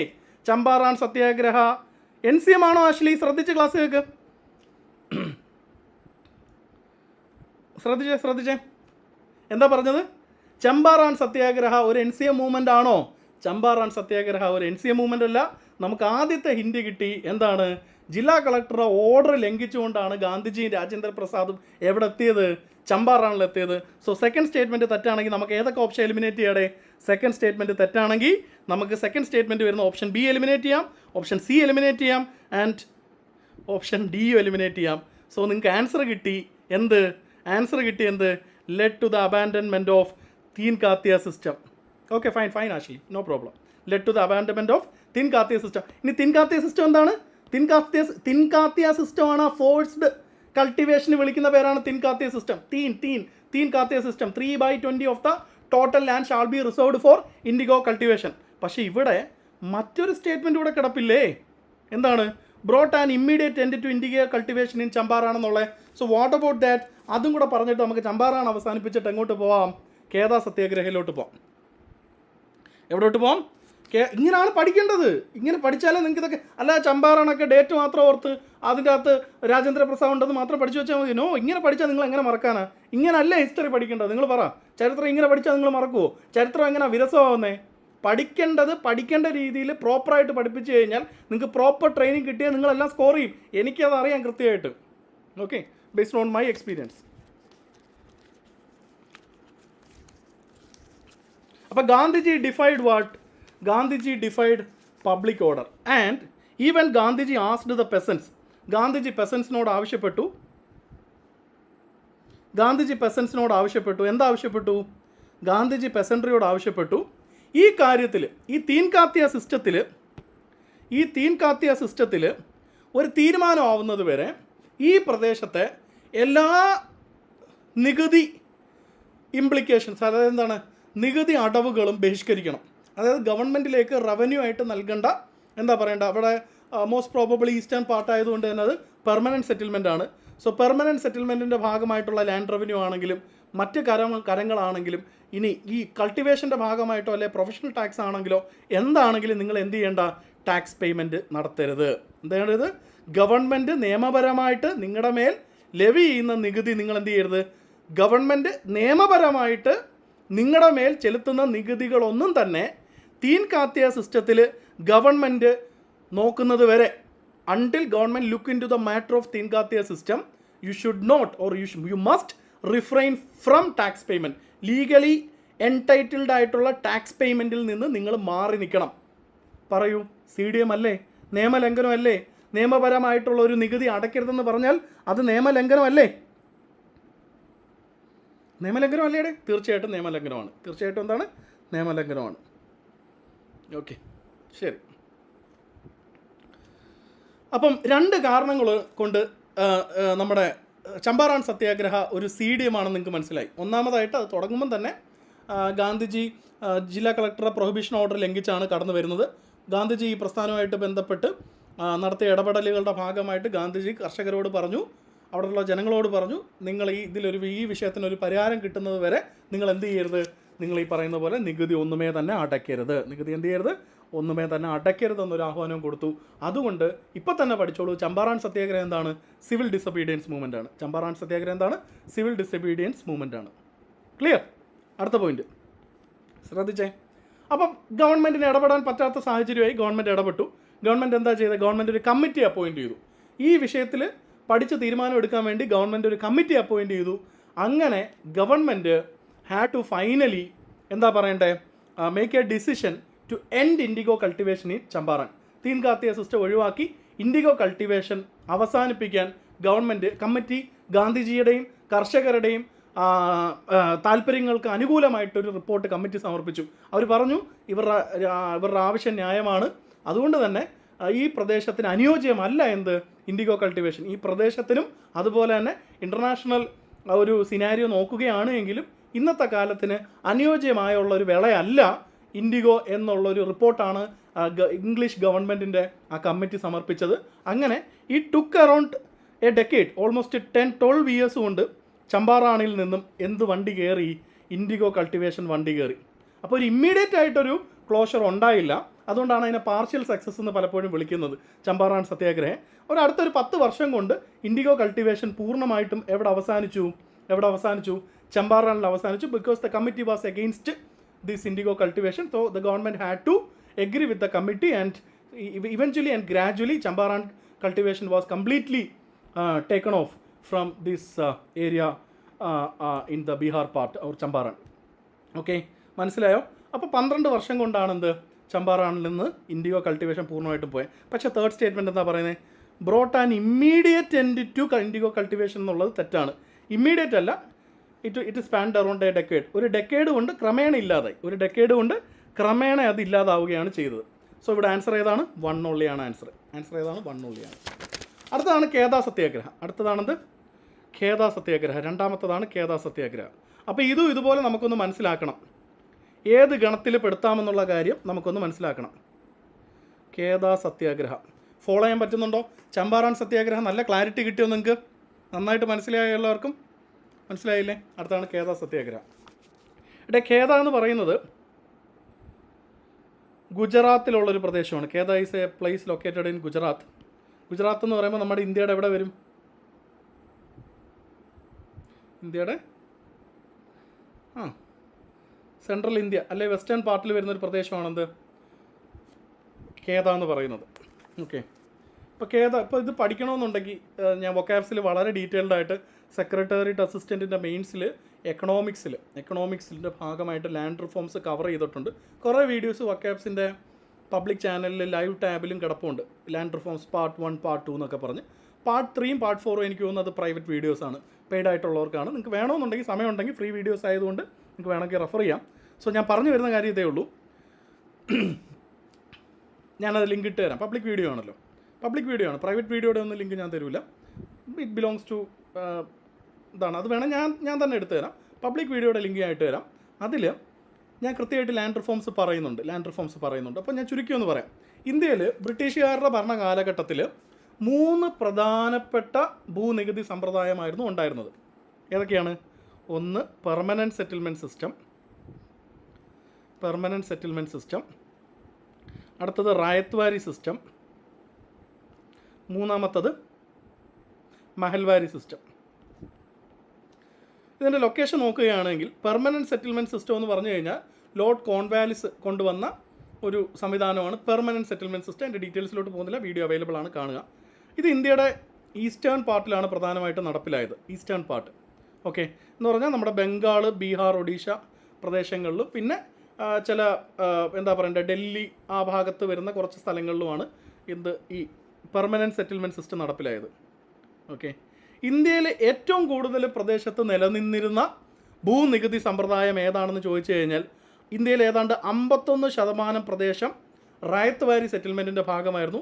മെയിൻലി മദ്രാസ്, അതുപോലെ തന്നെ സെൻട്രൽ പ്രൊവിൻസ്, ഗുജറാത്ത്, ബോംബെയുടെ ഭാഗങ്ങളെല്ലാം വരുന്ന ഏതിലായിരുന്നു? റായത്ത് വാരി സെറ്റിൽമെൻറ്റിൻ്റെ ഭാഗമായിരുന്നു. മഹൽവാരി എന്ന് പറഞ്ഞു കഴിഞ്ഞാൽ ബാക്കി ഏതാണ്ട് 30%. ഏറ്റവും കുറവ് അപ്പോൾ പെർമനൻറ്റ് സെറ്റിൽമെൻ്റ് ആണ്. എത്ര? 19%. ഏറ്റവും കൂടുതൽ മഹൽവാരി സെറ്റിൽമെൻ്റ് ആയിരുന്നു. നമ്മുടെ മഹൽവാരിയിലെ മഹൽ എന്നുള്ള വാക്ക് തന്നെ പഞ്ചാബിയാണ്. സോ നമ്മുടെ പഞ്ചാബ്, വെസ്റ്റേൺ ഇന്ത്യയിലെ ഈ ഭാഗം വരുവേ, നോർത്ത് വെസ്റ്റേൺ പാർട്ടിലെ പഞ്ചാബ് വരുന്ന പ്രദേശമാണെന്ത്? പഞ്ചാബ് വരുന്ന പ്രദേശമൊക്കെയാണ് മഹൽവാരി സിസ്റ്റം. അപ്പോൾ നമ്മൾ പറയുന്ന കേദാ സത്യാഗ്രഹ നടക്കുന്ന ഗുജറാത്ത് ഏത് സിസ്റ്റത്തിൻ്റെ ഭാഗമായിരുന്നു? ഇന്ത്യയിൽ ഏറ്റവും കൂടുതൽ ഭൂനികുതി സമ്പ്രദായം നടപ്പിലാക്കിയിരുന്ന റായത്ത് വാരി സെറ്റിൽമെൻറ്റിൻ്റെ ഭാഗമായിട്ടുള്ള ഒരു പ്രദേശം തന്നെയാണെന്ത്? കേദാ സത്യാഗ്രഹ. എന്താണ്? കേദാ സത്യാഗ്രഹ. അപ്പോൾ റായത്ത് വാരി ആയിരുന്നു. അപ്പോൾ അവിടെ റായത്ത് വാരി സിസ്റ്റം എന്ന് പറയുമ്പോൾ പെർമനൻറ്റ് സെറ്റിൽമെൻറ്റിൽ നിന്നും ഒരുപാട് വ്യത്യാസമുള്ള സംവിധാനമാണ് റായത്ത് വാരി. പെർമനൻറ്റ് സെറ്റിൽമെൻറ്റിലാണ് ജമീന്ദാസ് വരുന്നത്, മിഡിൽമെൻ വരുന്നത്. റായത്ത് വാരിയിലും മെഹൽവാലിയിലും ഗവൺമെൻറ് നേരിട്ട് കർഷകരുമായിട്ടാണ് ഡീൽ ചെയ്യുന്നത്, അല്ലാതെ ജമീന്ദാസിനെ ഉപയോഗിച്ച് നികുതി കളക്ട് ചെയ്യുകയല്ല ചെയ്യുന്നത്. ഓക്കെ, അത് it was even though the taxation was very high, land tax or production tax was were very high. പക്ഷേ കുറച്ചും കൂടെ എന്താണ് പെർമനൻറ്റ് സെറ്റിൽമെൻറ്റിൻ്റെ അത്ര ഹാംസ് ഇല്ലാത്തതായിരുന്നു റായത്ത് വാരി, മെഹൽവാരി എന്ന് പൊതുവെ പറയാറുണ്ട്. പക്ഷേ ഫലത്തിൽ ഇതെല്ലാം കണക്കാണ്. ഞറക്കിട്ട് നോക്കണം ഏതാണ് ദുഷ്ടത്തരം കൂടിയതെന്നുള്ളത് ഞറക്കിട്ട് നോക്കേണ്ടി വരും. 3ഉം കണക്കാണ്. കാരണം ഇന്ത്യയിൽ 1950-കളിൽ നമുക്ക് ഏറ്റവും കൊടിയ ഭക്ഷ്യക്ഷാമം ഉണ്ടാക്കാനുള്ള പ്രധാനപ്പെട്ട കാരണം ഈ 3 ലാൻഡ് സെറ്റിൽമെൻറ്റാണ്. അതിൽ പെർമനൻറ്റ് സെറ്റിൽമെൻറ്റ് ആകെ 19 ഉള്ളൂ. 81% പ്രദേശങ്ങളിലും റിലേറ്റീവ്ലി ഹാംലെസ് ആയിട്ടുള്ള ഈ റായത്ത് വാരി, മഹൽവാരിയാണ് ഉള്ളത്. എന്നിട്ടും രാജ്യത്തെ ജനങ്ങൾക്ക് കൃഷി ചെയ്യാൻ താല്പര്യമില്ല എന്ന് വെച്ച് കഴിഞ്ഞാൽ this also bore dissent or this also bore unsettlement or kind of എന്താ പറയണ്ടേ distress to the peasantry in India നമുക്ക് പറയേണ്ടി വരും. ഏതാണ്? റായത്ത് വാരിയും മഹൽവാരിയും. ഓക്കെ, സോ ഞാൻ പറഞ്ഞു വരുന്ന പോയിൻ്റ് ഒന്ന് ശ്രദ്ധിക്കുക, ഞാൻ പറഞ്ഞു വരുന്ന കാര്യങ്ങൾ ഒന്ന് ശ്രദ്ധിക്കുക. അപ്പോൾ റായത്ത് വാരി സെറ്റിൽമെൻറ്റ് എന്ന് പറയുമ്പോൾ വേണമെങ്കിൽ on paper this is actually less harm inducing to അല്ലെങ്കിൽ ദാൻ പെർമനൻറ്റ് സെറ്റിൽമെൻറ്റ് സിസ്റ്റം എന്ന് പറയാം. ഇനി മാത്രമല്ല ഈ റായത്ത് വാരി സിസ്റ്റത്തിലുള്ള ഒരു പ്രൊവിഷൻ വാസ് ലൈക്ക്, ഒരു condition was like, Ryotwari സെറ്റിൽമെൻറ്റിൽ ഏതെങ്കിലും ഒരു വർഷം ശ്രദ്ധിക്കണം കേട്ടോ, ഇതാണ് ഇതിൻ്റെ കോർ. ഞാനിപ്പോൾ പറയാൻ പോകുന്നതാണ് കോറായിട്ടുള്ളൊരു പോയിന്റ്. ഏതെങ്കിലും ഒരു വർഷം annual production in case of A crop failure, ഒരു ക്രോപ്പ് ഫെയിലുവർ ഉണ്ടായി എന്ന് പറഞ്ഞു കഴിഞ്ഞാൽ വിളനാശം ഉണ്ടായി, ഒരു ക്രോപ്പ് ഫെയിലുവർ ഉണ്ടായി, കൃഷി നശിച്ചു കഴിഞ്ഞാൽ, ഏതെങ്കിലും ഒരു ഗിവൺ ഇയറിൽ കൃഷി നശിച്ചു കഴിഞ്ഞാൽ അതിനൊരു എക്സ്റ്റെൻറ്റ് അവർ പറയുന്നുണ്ട്. എക്സ്പെക്റ്റഡ് പ്രൊഡ്യൂസിൻ്റെ, നമ്മൾ എക്സ്പെക്റ്റ് ചെയ്യുന്ന ഹാർവസ്റ്റിൻ്റെ 4/1 മാത്രമേ പ്രൊഡ്യൂസ് ചെയ്യുന്നുള്ളൂ എങ്കിൽ, എക്സ്പെക്റ്റഡ് പ്രൊഡ്യൂസിൻ്റെ നമ്മൾ എക്സ്പെക്റ്റ് ചെയ്യുന്ന ഹാർവസ്റ്റ് എത്രയാണോ ശരിക്കും ഉണ്ടാക്കേണ്ടത് അതിൻ്റെ 4/1 മാത്രമേ നിങ്ങൾക്ക് ഉൽപ്പാദിപ്പിക്കാൻ സാധിക്കുന്നുള്ളൂ എങ്കിൽ ആ വർഷം റൈത്ത് വാരി സെറ്റിൽമെൻറ്റ് പ്രകാരം കർഷകർക്ക് കംപ്ലീറ്റ് ടാക്സ് എക്സംഷൻ കിട്ടും. It's a good thing, right? It's a good thing. ഒരു നല്ല കാര്യമല്ലേ? കംപ്ലീറ്റ് എന്ത് കിട്ടും? ടാക്സ് എക്സംഷൻ കിട്ടും. അതായത് അവർക്ക് ഒന്നാമതായിട്ട് കൃഷിനാശം ഉണ്ടായി, അതിൻ്റെ ഭാഗമായിട്ട് അവരുടെ ഇൻവെസ്റ്റ്മെൻറ്റ് മൊത്തം പോയി, അവർക്ക് ആകെ കിട്ടിയത് 4/1 മാത്രമേ ഉള്ളൂ. അപ്പോൾ അതിൽ നിന്ന് നികുതി പിരിക്കുന്നത് എന്താണ്? ദ്രോഹമാണ്, കർഷക ദ്രോഹമാണ്. അതുകൊണ്ട് തന്നെ റൈത്ത് വാരി സെറ്റിൽമെൻറ്റ് സിസ്റ്റത്തിൽ എന്ത് പ്രൊവിഷനുണ്ട്? ഒരു നോർമൽ ഇയറിനെ അപേക്ഷിച്ച് അല്ലെങ്കിൽ പ്രീവിയസ് ഇയറിനെ അപേക്ഷിച്ച് നിങ്ങളുടെ എക്സ്പെക്റ്റഡ് ഔട്ട്കം, നിങ്ങളുടെ എക്സ്പെക്റ്റഡ് ആയിട്ടുള്ള പ്രൊഡ്യൂസ് ക്രോപ്പ് ഫെയിലിയർ കാരണം 4/1 ചുരുങ്ങുകയാണ് എങ്കിൽ നിങ്ങൾക്ക് കംപ്ലീറ്റ് ആയിട്ട് എന്ത് കിട്ടും? ടാക്സ് എക്സംഷൻ കിട്ടും. പക്ഷേ നിങ്ങൾ ശ്രദ്ധിച്ചേ, അപ്പോൾ പ്രീവിയസ് ഇയർ പ്രൊഡക്ഷനെ വെച്ച് കമ്പയർ ചെയ്യുമ്പോൾ കറണ്ട് ഇയർ പ്രൊഡക്ഷൻ എന്ന് പറഞ്ഞാൽ എന്തായിരിക്കണം? 1/4 ആണെങ്കിലാണ് ഇങ്ങനെയുള്ളൊരു കണ്ടീഷൻ ആപ്ലിക്കബിൾ ആവുന്നത്. കണ്ടീഷൻ എന്താവുന്നത്? ആപ്ലിക്കബിൾ ആകുന്നത്. അപ്പോൾ ശ്രദ്ധിച്ചേ, if that is the case, അപ്പോൾ പ്രീവിയസ് ഇയർ എന്ന് ചിന്തിക്കുമ്പോഴേ ഇപ്പോൾ ഈ വർഷം 4/1 ഉള്ളൂ, പ്രൊഡക്ഷൻ കുറഞ്ഞു പോയി. ഇനി അടുത്ത വർഷം അതിൻ്റെ 4/1 1/16 ആണോ? അങ്ങനല്ല, 1/16 ആയി പോകുന്നത്. അത് ഗവൺമെൻറ്റിന് നികുതി നഷ്ടം ഉണ്ടാക്കും. അങ്ങനല്ല. ഒരു ബേസ് ഇയർ എടുക്കും. നമ്മൾ ഇപ്പോഴത്തെ മോഡേൺ എക്കണോമിക്സിലൊക്കെ നമ്മൾ നാഷണൽ ഇൻകത്തിൽ ഒരു ബേസ് ഇയർ സെലക്ട് ചെയ്യത്തില്ലേ? ഒരു നോർമൽ ഇയർ സെലക്ട് ചെയ്യും. പ്രീവിയസ് ഇയർ എന്ന് ഉദ്ദേശിക്കുന്നത് എല്ലാ ഘടകങ്ങളും ഒത്തുചേർന്ന് വരുന്ന മഴയും, അല്ലെങ്കിൽ എന്താ പറയണ്ടേ, kind of provision for water, മറ്റ് കാര്യങ്ങൾ, അനുകൂല കാലാവസ്ഥ, ഇതെല്ലാം ഒരുമിച്ച് വരുന്ന ഒരു വർഷത്തെയാണ് നമ്മൾ ഒരു പ്രീവിയസ് ഇയർ അല്ലെങ്കിൽ ബേസ് ഇയർ ആയിട്ട് എടുക്കുന്നത്. ആ ബേസ് ഇയറിനെ വെച്ച് നോക്കുമ്പോൾ പ്രൊഡക്ഷൻ 4/1 കുറയുന്ന പക്ഷം എന്ന് നിങ്ങൾ ചിന്തിച്ചോണം. ബേസ് ഇയറിനെ വെച്ച് നോക്കുമ്പോൾ പ്രൊഡക്ഷൻ 4/1 കുറയുന്ന പക്ഷേ അതേ നാഷണൽ ഇൻകത്തിൽ നമ്മൾ റിയൽ GDP ഒക്കെ ഞാൻ കഴിഞ്ഞ ക്ലാസ്സിൽ പറഞ്ഞില്ലേ, നാഷണൽ ഇൻകം വീഡിയോ കാണണേ, അത് ഞാൻ ഷോർട്ട് നോട്ടീസിൽ നിങ്ങൾക്ക് ക്ലാസ് ഇടും. എക്കണോമിക്സ് സൈഡിൽ തീരണം. ഇപ്പോൾ ജോഗ്രഫി ഇപ്പോൾ ഞാൻ പ്രയോറിറ്റി കൊടുക്കുന്നുണ്ട്. അടുത്ത ആഴ്ച നിങ്ങൾക്ക് ബേസിക്സ് ഓഫ് കമ്പ്യൂട്ടർ, അതും പെട്ടെന്ന് തീരും കേട്ടോ. ബേസിക്സ് ഓഫ് കമ്പ്യൂട്ടർ ഞാനിപ്പോൾ അതിനായിട്ട് പ്രിപ്പയർ ചെയ്തുകൊണ്ടിരിക്കുകയാണ്. സത്യം പറഞ്ഞു കഴിഞ്ഞാൽ I am actually working for more than 10 hours daily. ഉണർന്നിരിക്കുന്ന സമയം അത്രയും ഞാൻ ഈ കോഴ്സിൻ്റെ പേരിൽ വർക്ക് ചെയ്യുകയാണ്. അതുകൊണ്ടുണ്ടാകുന്ന ക്ഷീണം കാരണമൊക്കെയാണ് ഷെഡ്യൂളൊക്കെ ഇത്തിരി അങ്ങോട്ടും ഇങ്ങോട്ടും മാറുന്നത്. അത് നിങ്ങൾ ദയവ് ചെയ്ത് ഒന്ന് അഡ്ജസ്റ്റ് ചെയ്യണം. ഇതൊന്ന് പ്രോപ്പറായിട്ട് വന്നു കഴിയുമ്പോൾ നമുക്ക് ഷെഡ്യൂൾ കൃത്യമായിട്ട് ഫോളോ ചെയ്യാം. പക്ഷേ പ്രോമിസ് ചെയ്ത സാധനം പരമാവധി തന്നെ ഡെലിവറി ചെയ്ത് അന്നു തന്നെ പോകുന്നുണ്ട്. എന്തെങ്കിലും അങ്ങോട്ടും ഇങ്ങോട്ടും ഉണ്ടെങ്കിൽ തൊട്ടടുത്ത ദിവസം നമ്മളത് കംപ്ലീറ്റ് ചെയ്തോളൂ. ഓക്കെ, അപ്പം ബേസ് ഇയർ ആണ് നമ്മൾ എടുക്കുന്നതെന്ന് ഓർത്തോണം, നോർമൽ ഇയർ ആയിട്ട്. അപ്പോൾ നമ്മൾ വിഷയത്തിലോട്ട് ഞാൻ വരാം. ശ്രദ്ധിച്ചേ, വിഷയത്തിലോട്ട് വരികയാണെങ്കിൽ 4/1 പ്രൊഡക്ഷൻ വരുന്ന സമയത്ത് ടാക്സ് ഇളവ് കിട്ടും. 4/1 പ്രൊഡക്ഷൻ വരുന്ന സമയത്ത് ടാക്സ് ഇളവ് കിട്ടും. പക്ഷേ ഖേദയിൽ എന്ത് സംഭവിച്ചു എന്ന് വെച്ച് കഴിഞ്ഞാൽ ഖേദയിൽ ഈ പ്രൊവിഷൻ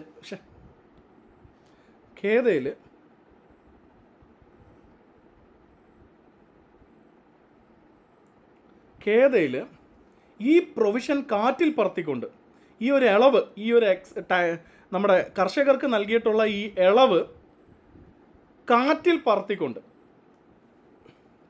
നമ്മുടെ ഗവൺമെൻറ്, ഖേദയിലെ ബ്രിട്ടീഷ് റവന്യൂ അഡ്മിനിസ്ട്രേഷൻ ഇവരെ ടാക്സ് ചെയ്തു. ആരെ? ഫാർമേഴ്സിനെ ടാക്സ് ചെയ്തു. Farmers were taxed. Okay, Gandhiji ഇടപെട്ടു. ഈ പ്രശ്നത്തിൽ ഗാന്ധിജി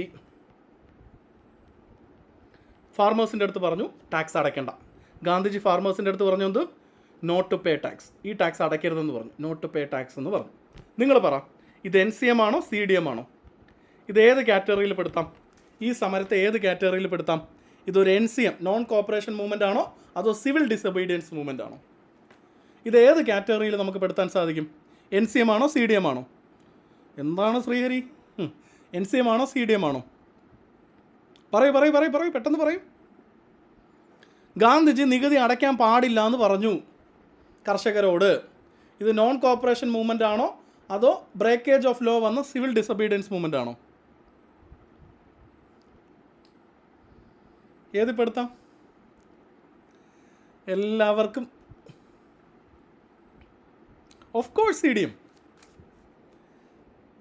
എങ്കിൽ ടു യുവർ സർപ്രൈസ് ഇത് NCM ആണ്. ഇത് നോൺ കോപ്പറേഷൻ മൂവ്മെൻ്റ് ആണ്. ഗാന്ധിജി ഒരു നിയമവും ലംഘിക്കാൻ പറഞ്ഞിട്ടില്ല. നിയമലംഘനം നടത്തിയത് ബ്രിട്ടീഷുകാരാണ്. അവരുടെ നിയമലംഘനത്തോട് സഹകരിക്കണ്ട എന്ന് മാത്രമേ ഗാന്ധിജി പറഞ്ഞിട്ടുള്ളൂ. ഇതാണ് കോൺസെപ്ച്വൽ ലേണിംഗ്. ആര് പറഞ്ഞു ഹിസ്റ്ററിയിൽ കോൺസെപ്ച്വലായിട്ട് പഠിക്കാൻ പറ്റത്തില്ല എന്ന്? റൂൾസ് ഒന്നും ബ്രേക്ക് ആയില്ല. റൂള് ബ്രേക്ക് ചെയ്തത് ബ്രിട്ടീഷുകാരാണ്. ബ്രിട്ടീഷ് ഗവൺമെൻറ്റാണ് നിയമം ലംഘിച്ചത്. റൈത്ത് വാരി സെറ്റിൽമെൻറ്റ് പ്രകാരം 4/1 പ്രൊഡക്ഷൻ, അതായത് കൃഷിനാശം ഉണ്ടായിക്കഴിഞ്ഞാൽ ഈ പറയുന്നത് പോലെ 4/1 പ്രൊഡ്യൂസെങ്കിൽ നികുതി അടയ്ക്കേണ്ട എന്നുള്ളത് അവരുണ്ടാക്കിയ നിയമമാണ്. ഖേദയിൽ അതുപോലെ റിപ്പീറ്റഡ് ആയിട്ടുള്ള ഫെമൈൻ കാരണം അല്ലെങ്കിൽ ഡ്രൗട്ട് കാരണം കൃഷിനാശം ഉണ്ടായി, പ്രൊഡക്ഷൻ ഇല്ല. ആ പാവപ്പെട്ട കർഷകരോട് നികുതി അടയ്ക്കാൻ പറഞ്ഞുകൊണ്ട് നിയമലംഘനം നടത്തിയത് ഗാന്ധിജി അല്ല. നിയമലംഘനം നടത്തിയത് അവിടുത്തെ ബ്രിട്ടീഷ് ഗവൺമെൻറ്റാണ്, ഒഫീഷ്യൽസാണ്. അവർ നടത്തിയ നിയമലംഘനത്തോട് സഹകരിക്കേണ്ടെന്നേ ഗാന്ധിജി പറഞ്ഞോളൂ. അല്ലാതെ ടാക്സ് അടയ്ക്കേണ്ടെന്ന് പറഞ്ഞാൽ ഉടനെ അത് CDM ആവത്തില്ല. ടാക്സ് അടയ്ക്കേണ്ടെന്ന് പറഞ്ഞാൽ ഉടനെ അതെന്താവില്ല, CDM ആവില്ല. Get the facts corrected, get the concept with clarity. Utmost ക്ലാരിറ്റിയിൽ നിങ്ങൾ കാര്യം മനസ്സിലാക്കുക. ശരിയല്ലേ ഞാൻ പറഞ്ഞത്? ഗാന്ധിജി നിയമലംഘനം നടത്താൻ പറഞ്ഞോ? ഇല്ല. ഗാന്ധിജി എന്താ പറഞ്ഞേ? ഇല്ലീഗലായിട്ട് നിയമപരമല്ലാത്ത ഇപ്പം നിങ്ങളുടെ മേൽ ചുമത്തിക്കൊണ്ടിരിക്കുന്ന ഈ അമിതമായ ടാക്സ് അല്ലെങ്കിൽ എന്താ പറയണ്ടേ, നിയമപരമല്ലാത്ത നികുതി നിങ്ങൾ അടയ്ക്കരുത് എന്നാണ് പറഞ്ഞത്. എന്ന് പറഞ്ഞാൽ Gandhiji was actually asking to non cooperate with this illegal provision. So in that sense Kheda സത്യാഗ്രഹം എന്താണ്? Kheda Satyagraha non cooperation movement ആണ്, എന്തല്ല CDM അല്ല. അപ്പം നികുതി അടയ്ക്കാത്ത എല്ലാ കേസും CDM ആവുമെന്നുള്ള ചിന്ത വിട്ടേക്ക്. അങ്ങനല്ല. നികുതി തന്നെ നിയമവിരുദ്ധമാണ് എങ്കിൽ നിയമവിരുദ്ധമായ നികുതി അടയ്ക്കാതിരിക്കുന്നത് എങ്ങനെ നിയമലംഘനമാകും? നിയമവിരുദ്ധമായ നികുതി അടയ്ക്കാതിരിക്കുന്നത് നിസ്സഹകരണമാണ്.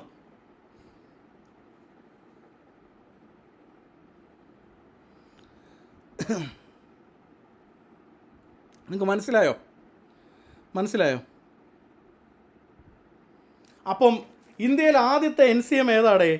ഇന്ത്യയിലെ ആദ്യത്തെ NCM ആണ് ഖേദ സത്യാഗ്രഹ. ഇന്ത്യയിലെ ആദ്യത്തെ NCM, ഗാന്ധിജി നടത്തിയ ആദ്യത്തെ NCM നമുക്ക് ഏതായിട്ട് എടുക്കാം? ഖേദ സത്യാഗ്രഹമായിട്ട് എടുക്കാം. ക്ലിയർ ആണോ നിങ്ങൾക്ക്? കോൺസെപ്റ്റ് ക്ലിയർ ആണോ? ചമ്പാറാൻ സത്യാഗ്രഹയും ഖേദ സത്യാഗ്രഹയും നിങ്ങൾക്ക് വ്യക്തമായോ? എല്ലാവർക്കും മനസ്സിലായോ?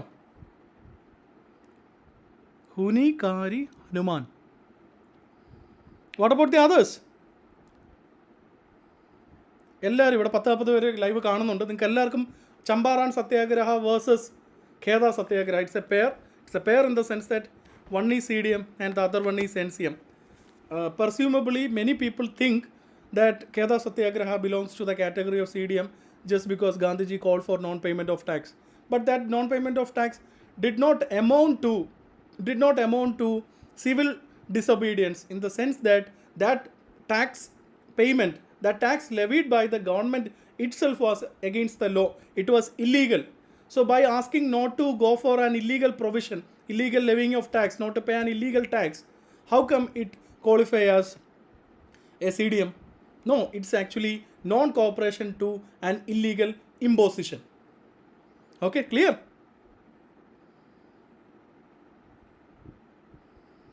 Fine, very good. Interesting ആണോടെ ഹിസ്റ്ററി? ഇങ്ങനെ പഠിച്ചു പോയി കഴിഞ്ഞാൽ നിങ്ങൾ കാര്യങ്ങൾ മറക്കുമോ? ഹിസ്റ്ററി രസകരമല്ലേ? So have a mathematical approach guys എല്ലാ കാര്യത്തിലും. ശരി. And finally we are moving to Ahmedabad mill strike. പക്ഷെ എനർജി കൂടുമ്പം എൻ്റെ തൊണ്ട പോകുന്നുണ്ട്.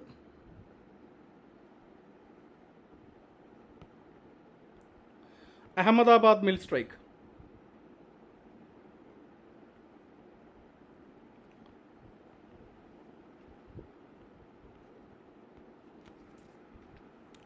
ശരി,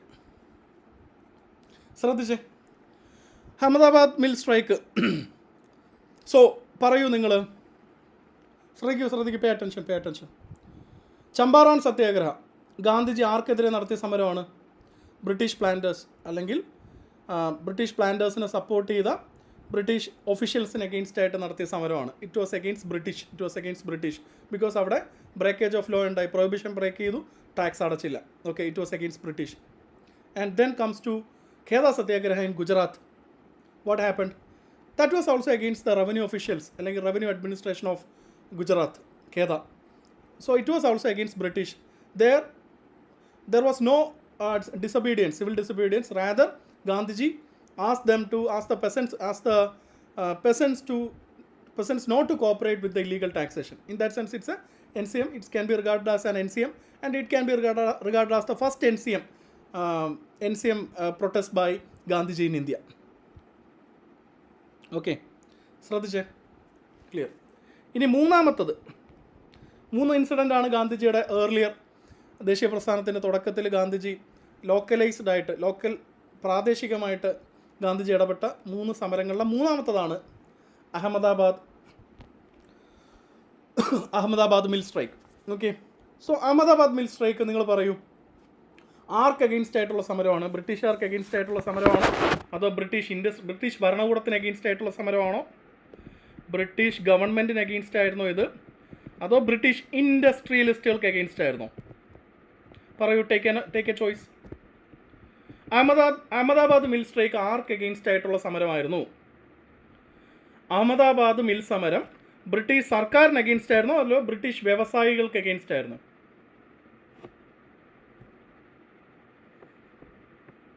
പെട്ടെന്ന്.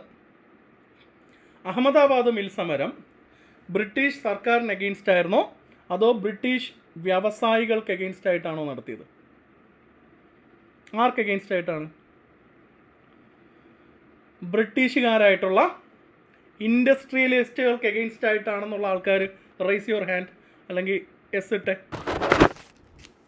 ബ്രിട്ടീഷ് ഇൻഡസ്ട്രിയലിസ്റ്റുകൾക്ക് അഗെയിൻസ്റ്റ് ആയിട്ടാണ് അല്ലേ?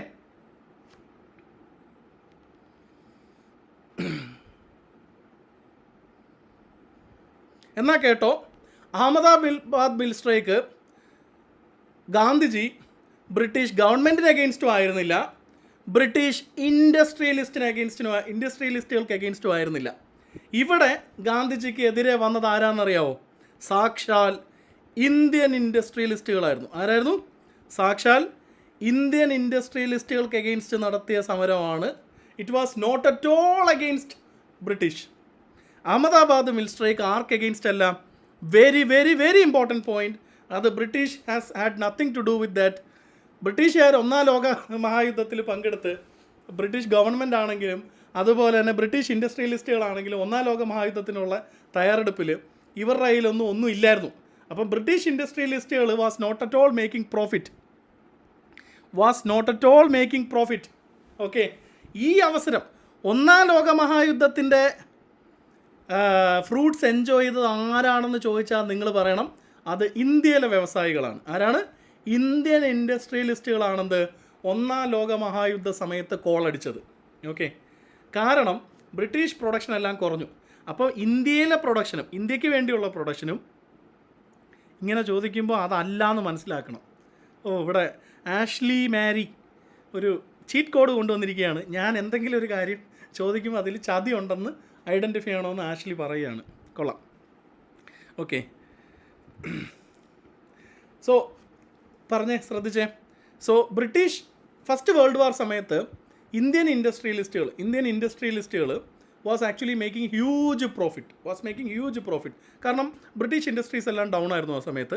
അപ്പോൾ ഇന്ത്യയിലേക്ക് വേണ്ടുള്ള പ്രൊഡക്ഷനും ബ്രിട്ടനിലേക്ക് വേണ്ടുന്ന പ്രൊഡക്ഷനും മൊത്തം അതിൻ്റെ ഒരു ഹോൾസെയിൽ അല്ലെങ്കിൽ ഹോൾസം ആയിട്ടുള്ള അതിൻ്റെ മൊത്ത കച്ചവടം ആറിയിലിരിക്കുകയാണ്, ഇന്ത്യൻ ഇൻഡസ്ട്രിയലിസ്റ്റുകളുടെ കയ്യിലിരിക്കുകയാണ്.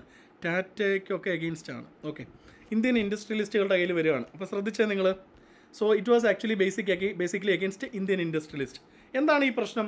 ഈ പ്രശ്നം 1918 ഗുജറാത്തിലെ അഹമ്മദാബാദിൽ നടന്നൊരു പ്രധാനപ്പെട്ട വിഷയമാണ്.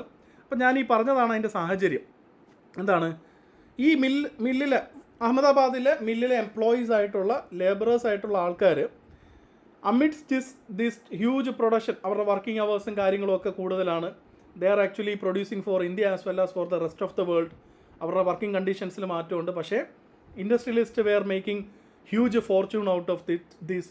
പക്ഷേ ഇവർക്ക് അതിന് ആനുപാതികമായിട്ടുള്ള സാലറി ഹൈക്കില്ല. സോ സാലറി ഹൈക്ക് ആവശ്യപ്പെട്ടുകൊണ്ട് തന്നെ ഈ ഗുജറാത്തിലെ മില്ല് തൊഴിലാളികൾ അവരാവശ്യപ്പെട്ടത് 33% അല്ലെങ്കിൽ 1/3 ഹൈക്കാണ് ആവശ്യപ്പെട്ടത്. 1/3 അല്ലെങ്കിൽ 33% സാലറി ഹൈക്ക് ആവശ്യപ്പെട്ടവർ സത്യാഗ്രഹത്തിലേക്ക് പോയി. സമരത്തിലേക്ക് പോയി. ഈ സമരത്തിലേക്ക് ഇവർ ഗാന്ധിജിയുടെ ബ്ലെസ്സിങ് ആവശ്യപ്പെടുകയാണ് ചെയ്തത്. എന്താണ്? ഗാന്ധിജി ഈ സമരത്തിൽ പങ്കെടുത്ത് ഞങ്ങൾക്ക് ആവശ്യമായിട്ടുള്ള സാലറി ഹൈക്ക് നേടിത്തരണമെന്നാണ് ആരാവശ്യപ്പെട്ടത്?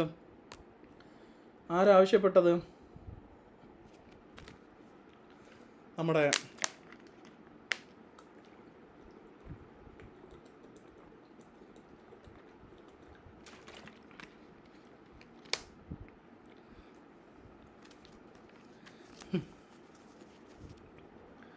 ആരാവശ്യപ്പെട്ടത്? നമ്മുടെ മില്ല് തൊഴിലാളികൾ ആവശ്യപ്പെട്ടത്. അങ്ങനെ ഗാന്ധിജി എന്തിനു വരുന്നു? ഗാന്ധിജി സമരത്തിൽ വരുന്നു. ഗാന്ധിജി ഇന്ത്യൻ ഇൻഡസ്ട്രിയലിസ്റ്റുകളുമായിട്ട് ചർച്ചയാവുന്നു. അങ്ങനെ so this whole episode is actually between Indian workers and Indian industrialist.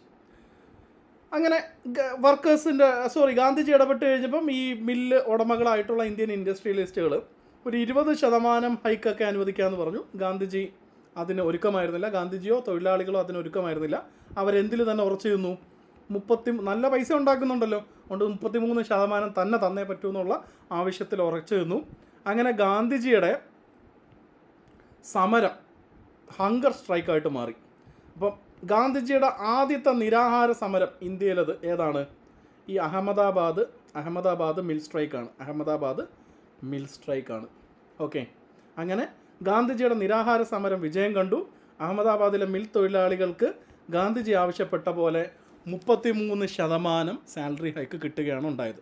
So ഇതാണ് ഗാന്ധിജിയുടെ ഇന്ത്യൻ എപ്പിസോഡ് സ്റ്റാർട്ട് ചെയ്യുന്നത് ഈ 3 സമര പരിപാടികളിലൂടെയാണ്.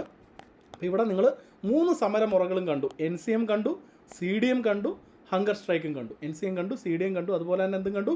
ഹങ്കർ സ്ട്രൈക്കും കണ്ടു. ഓക്കെ, സോ നമുക്കറിയാം ഇനിയിപ്പോൾ ഇതിൻ്റെ ഇടയ്ക്ക് വരുന്ന ഒരു മേജർ എപ്പിസോഡാണ് 1919 മോണ്ടക് ചെംസ്ഫോർഡ്. 1909 മോർലി മിൻറ്റോ ആണ്. 1919 മോണ്ടക് ചെംസ്ഫോർഡ് അല്ലെങ്കിൽ ഗവൺമെൻറ് ഓഫ് ഇന്ത്യ ആക്ട്. ഈ മോണ്ടക് ചെംസ്ഫോർഡ് എന്ന് പറയുമ്പോൾ യഥാക്രമം വൈസ്രോയിയും അതുപോലെ തന്നെ സെക്രട്ടറി ആൻഡ് വൈസ്രോയി ആണ്. ഗവർണർ ജനറൽ എന്നുള്ള പൊസിഷൻ മാറി വൈസ്രോയി എന്നുള്ളൊരു കപ്പാസിറ്റി രണ്ടും കോ എക്സിസ്റ്റ് ചെയ്തിരുന്നു. അല്ലെ ഗവർണർ ജനറൽഷിപ്പ് ഇന്ത്യയിൽ അവസാനിപ്പിക്കുക, അതൊക്കെ ഞാൻ പറഞ്ഞു തരാം കേട്ടോ. Governor generalship is there for selected കപ്പാസിറ്റിയിൽ അദ്ദേഹം വൈസ്രോയി ഗവർണർ ജനറൽ കൂടിയാണ്. അപ്പം അദ്ദേഹത്തെ അറിയപ്പെടുന്നത് എക്സ് ഒഫീഷ്യോ ഗവർണർ ജനറലാണ്, അദ്ദേഹം വൈസ്രോയും കൂടാണ്. അപ്പോൾ പലരും പറയും ഗവർണർ ജനറൽ അവസാനിച്ച് വൈസ്രോയി ആയെന്നല്ല. അല്ല, ആ പൊസിഷൻ കോ എക്സിസ്റ്റ് ചെയ്തിട്ടുണ്ട് ചരിത്രപരമായിട്ട്. അപ്പോൾ വൈസ്രോയി എന്നാണ് അറിയപ്പെടുന്നത്. അതുപോലെ തന്നെ സെക്രട്ടറി ടു സ്റ്റേറ്റ് എന്ന് പറയുന്ന ഒരു പൊസിഷൻ, അതായത് ക്യൂണിൻ്റെ റെപ്രസെൻറ്റേറ്റീവ് ആയിട്ടുള്ള അല്ലെങ്കിൽ നമ്മുടെ ക്രൗണിൻ്റെ ഒരു റെപ്രസെൻറ്റേറ്റീവ് ബ്രിട്ടീഷ് പാർലമെൻറ്റിൽ നിന്ന്, അതാണെന്ത്? സെക്രട്ടറി. അപ്പം സെക്രട്ടറിയും വൈസ്രോയും അതാണ് മോണ്ടക് ആൻഡ് ചെംസ്ഫോർഡ്. ഓക്കെ, അതുകൊണ്ടാണ് അതിനെ മോണ്ടക് ചെംസ്ഫോർഡ് ലോ എന്ന് വിളിക്കുന്നത്. Government of India act. അപ്പോൾ അതിൻ്റെ ഫീച്ചേഴ്സ് പറയാനായിട്ടുണ്ട്. റൗലത്ത് ആക്ട് പറയാനായിട്ടുണ്ട്. അതിനെ തുടർന്നാണ് എന്ത് ലോഞ്ച് ചെയ്യുന്നത്? 1920 കാൺപൂർ സെഷനിൽ among other things it granted permission to launch non cooperation movement. NCM launch ചെയ്യാനായിട്ട് ഉള്ള അനുമതി കിട്ടി. അങ്ങനെ 1921 ഗാന്ധിജി NCM ലോഞ്ച് ചെയ്യാണ്. ഗാന്ധിജി എന്ത് ചെയ്യാണ്? നോൺ കോപ്പറേഷൻ മൂവ്മെൻറ്റ് ലോഞ്ച് ചെയ്യാണ്. നോൺ കോപ്പറേഷൻ മൂവ്മെൻറ്റിൻ്റെ പ്രധാനപ്പെട്ട ഉദ്ദേശങ്ങൾ അല്ലെങ്കിൽ പ്രധാനപ്പെട്ട അതിൻ്റെ പ്രൊസീഡിങ്സ് അല്ലെങ്കിൽ അതിൻ്റെ രീതി എങ്ങനെയായിരുന്നു എന്ന് വെച്ച് കഴിഞ്ഞാൽ, ഒന്ന് റിഫ്രൈൻമെൻറ്റ് ഫ്രം ഫോറിൻ ഗുഡ്സ്. നിസ്സഹകരണമാണ് ഇവിടെ ബ്രേക്ക്. ഇപ്പം now that you are in a better position to identify which all will qualify as NCM and which all will fall into the territory of CDM. അത് നിങ്ങൾക്ക് അറിയാൻ പറ്റും. അപ്പോൾ റിഫ്രൈൻമെൻറ്റ് from foreign ഗുഡ്സിൻ്റെ ഉപഭോഗത്തിൽ നിന്ന് എന്ത് ചെയ്യുക? റിഫൈൻഡ് ആകുക എന്ന് വെച്ച് കഴിഞ്ഞാൽ സ്വദേശിവൽക്കരണം. സ്വദേശി ഗുഡ്സ് ഉപയോഗിക്കുക, സ്വദേശി. പിന്നെ NCMനെ നിങ്ങൾ എങ്ങനെയാണ് അടയാളപ്പെടുത്തേണ്ടതെന്ന് വെച്ച് കഴിഞ്ഞാൽ, നിങ്ങൾ മനസ്സിലാക്കേണ്ടത് 1905 ബംഗാൾ പാർട്ടീഷൻ നടക്കുന്നുണ്ട്. ആരാണ് പ്രഭു? ലോർഡ് കേഴ്സൺ ആയിരുന്നു ആ സമയത്ത് വൈസ്രോയ് അല്ലെ governor general. Lord Kherson Bengal partition നടത്തുന്നതിന് എഗെയിൻസ്റ്റ് ആയിട്ട് അന്നത്തെ ഇന്ത്യയിലെ പ്രധാനപ്പെട്ട നേതാക്കന്മാരെല്ലാം കൂടെ ചേർന്ന് ആഹ്വാനം ചെയ്ത ഒരു സമരമുണ്ട്. അതാണെന്ത്? അത് ഏർലി ഫേസ് ഓഫ് സ്വദേശി സമരം എന്നുള്ളത് അല്ലേ, ബംഗാൾ പാർട്ടീഷൻ എഗെയിൻസ്റ്റ് ആയിട്ടുള്ളത്. അപ്പം അന്ന് വരെ, അതായത് 1921 നോൺ കോപ്പറേഷൻ മൂവ്മെൻറ്റ് ലോഞ്ച് ചെയ്യുന്നത് വരെ ഏറ്റവും വലിയ മാസ് മൂവ്മെൻ്റ് എന്ന് പറഞ്ഞു കഴിഞ്ഞാൽ സ്വദേശി മൂവ്മെൻ്റ് ആയിരുന്നു. എന്താണ്? സ്വദേശി മൂവ്മെൻ്റ് ആയിരുന്നു. ഓക്കെ, എന്നാൽ 1921 ഗാന്ധിജി ഇൻവോൾവ് ആയിക്കൊണ്ട് ഗാന്ധിജിയുടെ നേതൃത്വത്തിൽ നോൺ കോപ്പറേഷൻ ഖിലാഫത്ത് മൂവ്മെൻറ്റ് വന്നതോടുകൂടി പുതിയ റെക്കോർഡ് എന്തിനായി? NCMനായി. പുതിയ റെക്കോർഡ് എന്തിനായി? NCMനായി. അപ്പോൾ കാലാകാലങ്ങളിൽ ഏതാണ് ഏറ്റവും വലിയ മാസ് മൂവ്മെൻ്റ് എന്നുള്ളത് നമുക്ക് നോക്കാം. അപ്പോൾ NCM വരെ സ്വദേശി മൂവ്മെൻ്റ് ആയിരുന്നു. സ്വദേശി മൂവ്മെൻറ്റ് കഴിഞ്ഞിട്ട് അടുത്ത ഏറ്റവും വലിയ മാസ് മൂവ്മെൻറ്റ് NCM ആണ്. ഇനി CDM വരെ മാത്രമേ NCM ഉണ്ടായുള്ളൂ. CDM വന്നു കഴിഞ്ഞപ്പോൾ CDM ആയി ഏറ്റവും വലിയ മാസ് മൂവ്മെൻറ്റ്. ഇനി ക്വിറ്റ് ഇന്ത്യ മൂവ്മെൻറ്റ് വന്നപ്പം അതായി ഏറ്റവും വലിയ മാസ് മൂവ്മെൻറ്റ്. ഓക്കെ, സോ കാലാകാലങ്ങളിൽ ഈ റെക്കോർഡ് കളിക്കാർ ബ്രേക്ക് ചെയ്യുന്നത് പോലെ ഇൻ ടേംസ് ഓഫ് പാർട്ടിസിപ്പേഷൻ സ്വദേശി മൂവ്മെൻ്റ് ആയിരുന്നു ഏറ്റവും കൂടുതൽ ജനങ്ങൾ പാർട്ടിസിപ്പേറ്റ് ചെയ്തുകൊണ്ടുള്ള ഒരു സമരം എന്ന് പറയുന്നത്. അത് മാറി NCM ആയെന്ന് ചുരുക്കം. അപ്പോൾ ഒന്നാമത്തെ കാര്യം എന്ന് വെച്ച് കഴിഞ്ഞാൽ റിഫ്രെയിൻ ഫ്രം ഫോറിൻ ഗുഡ്സ്, അല്ലെങ്കിൽ സ്വദേശി സാധനങ്ങൾ ഉപയോഗിക്കുക എന്നുള്ളതായിരുന്നു. സഹകരിക്കുക ഗവൺമെൻറ് പ്രസ്ഥാനങ്ങളോടും ഗവൺമെൻറ് ബ്രിട്ടീഷ് കാറ്റേർഡ് ആയിട്ടുള്ള പ്രോഡക്ട്സിനോടും നിസ്സഹകരണം കാണിക്കുക. അങ്ങനെ നിസ്സഹകരണം കാണിക്കുമ്പം അഫോർഡബിൾ ആയിട്ടുള്ള ആളുകൾക്ക്, തൊഴിൽ നഷ്ടപ്പെട്ടാൽ പട്ടിണി കിടക്കില്ല എന്നുള്ള ഉറപ്പുള്ള ആളുകൾക്ക് ദേ ക്യാൻ ആക്ച്വലി എന്താ പറയണ്ടേ, they can actually quit from their government job. എന്താണ് they can actually quit from their government job. അവർക്ക് ഗവൺമെൻറ് ജോബ് എന്ത് ചെയ്യാം, ക്വിറ്റ് ചെയ്യാം. ഗവൺമെൻറ് ജോബ് എന്ത് ചെയ്യാം, ക്വിറ്റ് ചെയ്യാം എന്ന് പറഞ്ഞു. ആരെയും നിർബന്ധിച്ചില്ല. He never pursued anyone by choice. Voluntary ആയിട്ട് വേണമെങ്കിൽ എന്ത് ചെയ്യാം, വോളണ്ടറി ആയിട്ട് വേണമെങ്കിൽ ക്വിറ്റ് ചെയ്യാം, ഗവൺമെൻറ് ജോബ് ക്വിറ്റ് ചെയ്യാം. ഓക്കെ. 1920, സോറി കാൺപൂർ അല്ല, നാഗ്പൂറാണ്. നാഗ്പൂറാണ് മീനു. നാഗ്പൂർ സെഷനാണ്, സോറി തെറ്റി പറഞ്ഞാണ് കാൺപൂറിന്ന്. നാഗ്പൂർ സെഷനാണ്. Thank you Meenu, thank you very much. Meenu വളരെ അലേർട്ടായിട്ടിരുന്നു. അതുകൊണ്ട് she could identify my tongue slip. Okay. By quitting, ജോലി ഉപേക്ഷിക്കുക. അപ്പോൾ ഇതാണ് ഇതിൻ്റെ പൊതു സ്വഭാവം എന്ന് പറയുന്നത്. ഇതിൻ്റെ പൊതു സ്വഭാവം എന്ന് പറയുന്നത്. ഇനി നോൺ കോപ്പറേഷൻ മൂവ്മെൻറ്റ് അല്ലെങ്കിൽ നിസ്സഹകരണ പ്രസ്ഥാനത്തിൽ ഗാന്ധിജി വളരെ സ്കിൽഫുള്ളായിട്ട് അതിനെ ഒരു കമ്മ്യൂണൽ ഹാർമണി എന്ന് പറയുന്നൊരു എലമെൻറ്റ് കൂടി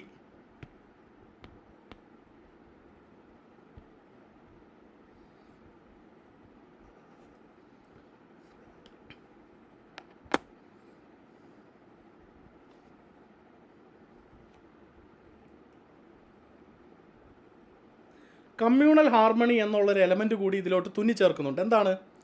എന്താണ് സംഭവിക്കുന്നത്? കമ്മ്യൂണൽ ഹാർമണി, ഖിലാഫത്ത് ക്വസ്റ്റ്യൻ. ഇവിടെ 2 ചോദ്യങ്ങളാണ് ഗാന്ധിജി NCM വഴി ഉത്തരം തേടാൻ ശ്രമിച്ചത്. 2 questions. ഒന്ന് ജാലിയൻ വാലാബാഗ് റോങ്. രണ്ടാമത്തെ ചോദ്യം ഖിലാഫത്ത് റോങ്. സോ NCM എന്ന്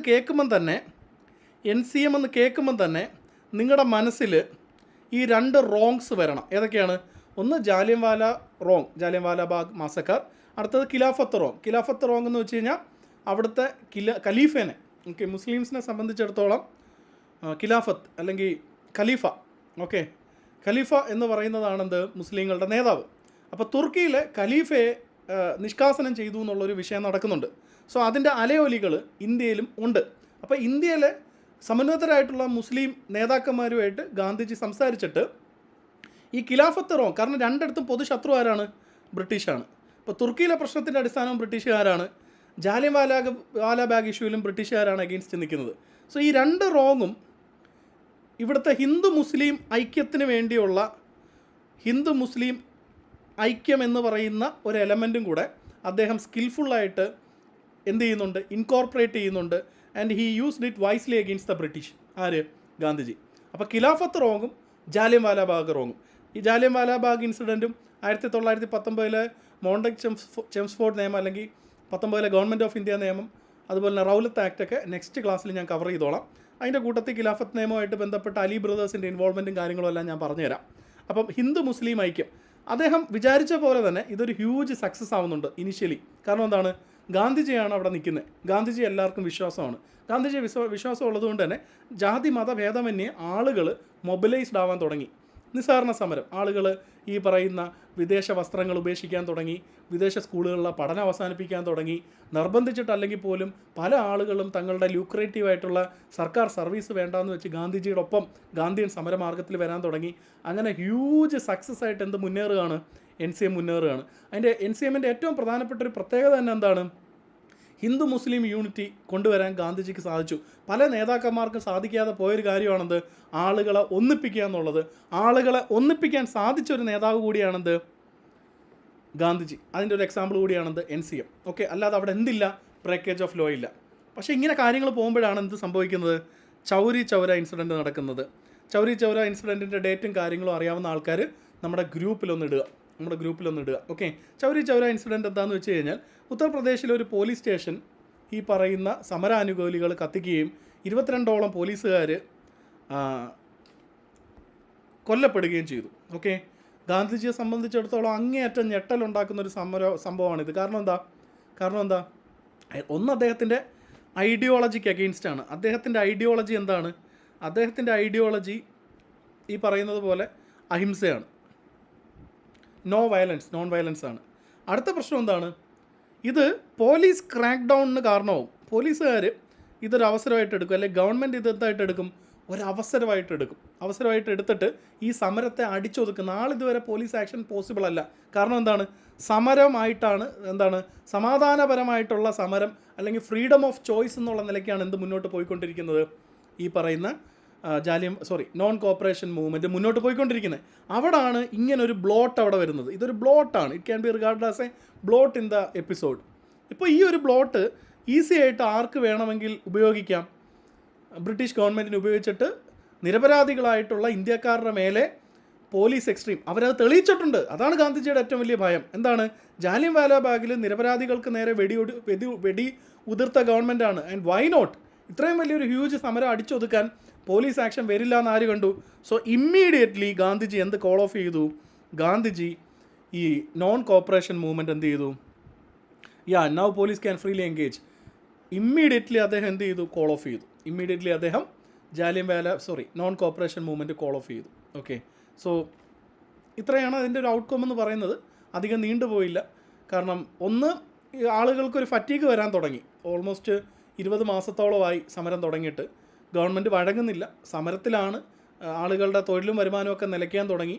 ഗവൺമെൻറ്റിന് പ്രഷർ കൊടുക്കാൻ സാധിക്കുന്നുണ്ട്, പക്ഷേ മറ്റ് കാര്യങ്ങളൊന്നും നടക്കുന്നില്ല. അങ്ങനെയാണ് ഈ പറയുന്നത് പോലെ ചില ആൾക്കാർ രോഷം പൂണ്ടിട്ട് പോലീസുകാരെ ആക്രമിച്ചത്. അപ്പോൾ സമാനമായുള്ള രീതിയിൽ ഗാന്ധിജിയുടെ പിടിവിട്ട് കാര്യങ്ങൾ പോകുന്നുള്ളൊരു തോന്നലും ഗാന്ധിജിക്കുണ്ടായി. So owing to many reasons Gandhiji എന്ത് കോൾ ഓഫ് ചെയ്യുന്നു? Non cooperation movement call off ചെയ്യുകയാണ്. എന്താണ് non cooperation movement call off ചെയ്യുകയാണ്. പക്ഷേ ഇതിൽ അന്ന് യുവാക്കളായിരുന്ന ഇന്ത്യൻ കോൺഗ്രസിൻ്റെ പ്രവർത്തകരായിട്ടുള്ള പല നേതാക്കന്മാരും ഗാന്ധിജിയുടെ ഈ നിലപാടിനോട് എതിരായിരുന്നു. കാരണം ചുണ്ടിലെത്തി നിൽക്കുന്ന, ചുണ്ടിനും കപ്പിനും ഇടയ്ക്കെന്ന് പറയുന്ന ഒരു വിക്ടറി ഗാന്ധിജി തന്നെ സ്നാച്ച് ചെയ്തു എന്നാണ് പറയുന്നത്. ഈ ഒരു ഇത്രയും മാസമായിട്ട് ജനങ്ങൾ മൊബിലൈസ് ചെയ്തിരിക്കുമ്പം അവരെ ഉപയോഗിച്ചുകൊണ്ട് ബ്രിട്ടീഷ് അഡ്മിനിസ്ട്രേഷനെ തറ പറ്റിക്കാമെന്ന് വിശ്വസിച്ചിരുന്ന എക്സ്ട്രീമിസ്റ്റ് ഐഡിയോളജി ഉള്ള നേതാക്കന്മാർക്ക് ഗാന്ധിജിയുടെ ഈ പിന്തിരിയൽ വളരെ വലിയൊരു ഷോക്കും അരിശവുമായി തീർന്നു. അങ്ങനെ ഈ സംഭവമായിട്ട് ബന്ധപ്പെട്ടാണ് ഗാന്ധിജിയെ അറസ്റ്റ് ചെയ്ത് 1924 മജിസ്ട്രേറ്റിൻ്റെ മുന്നിൽ എത്തിക്കുന്നത്.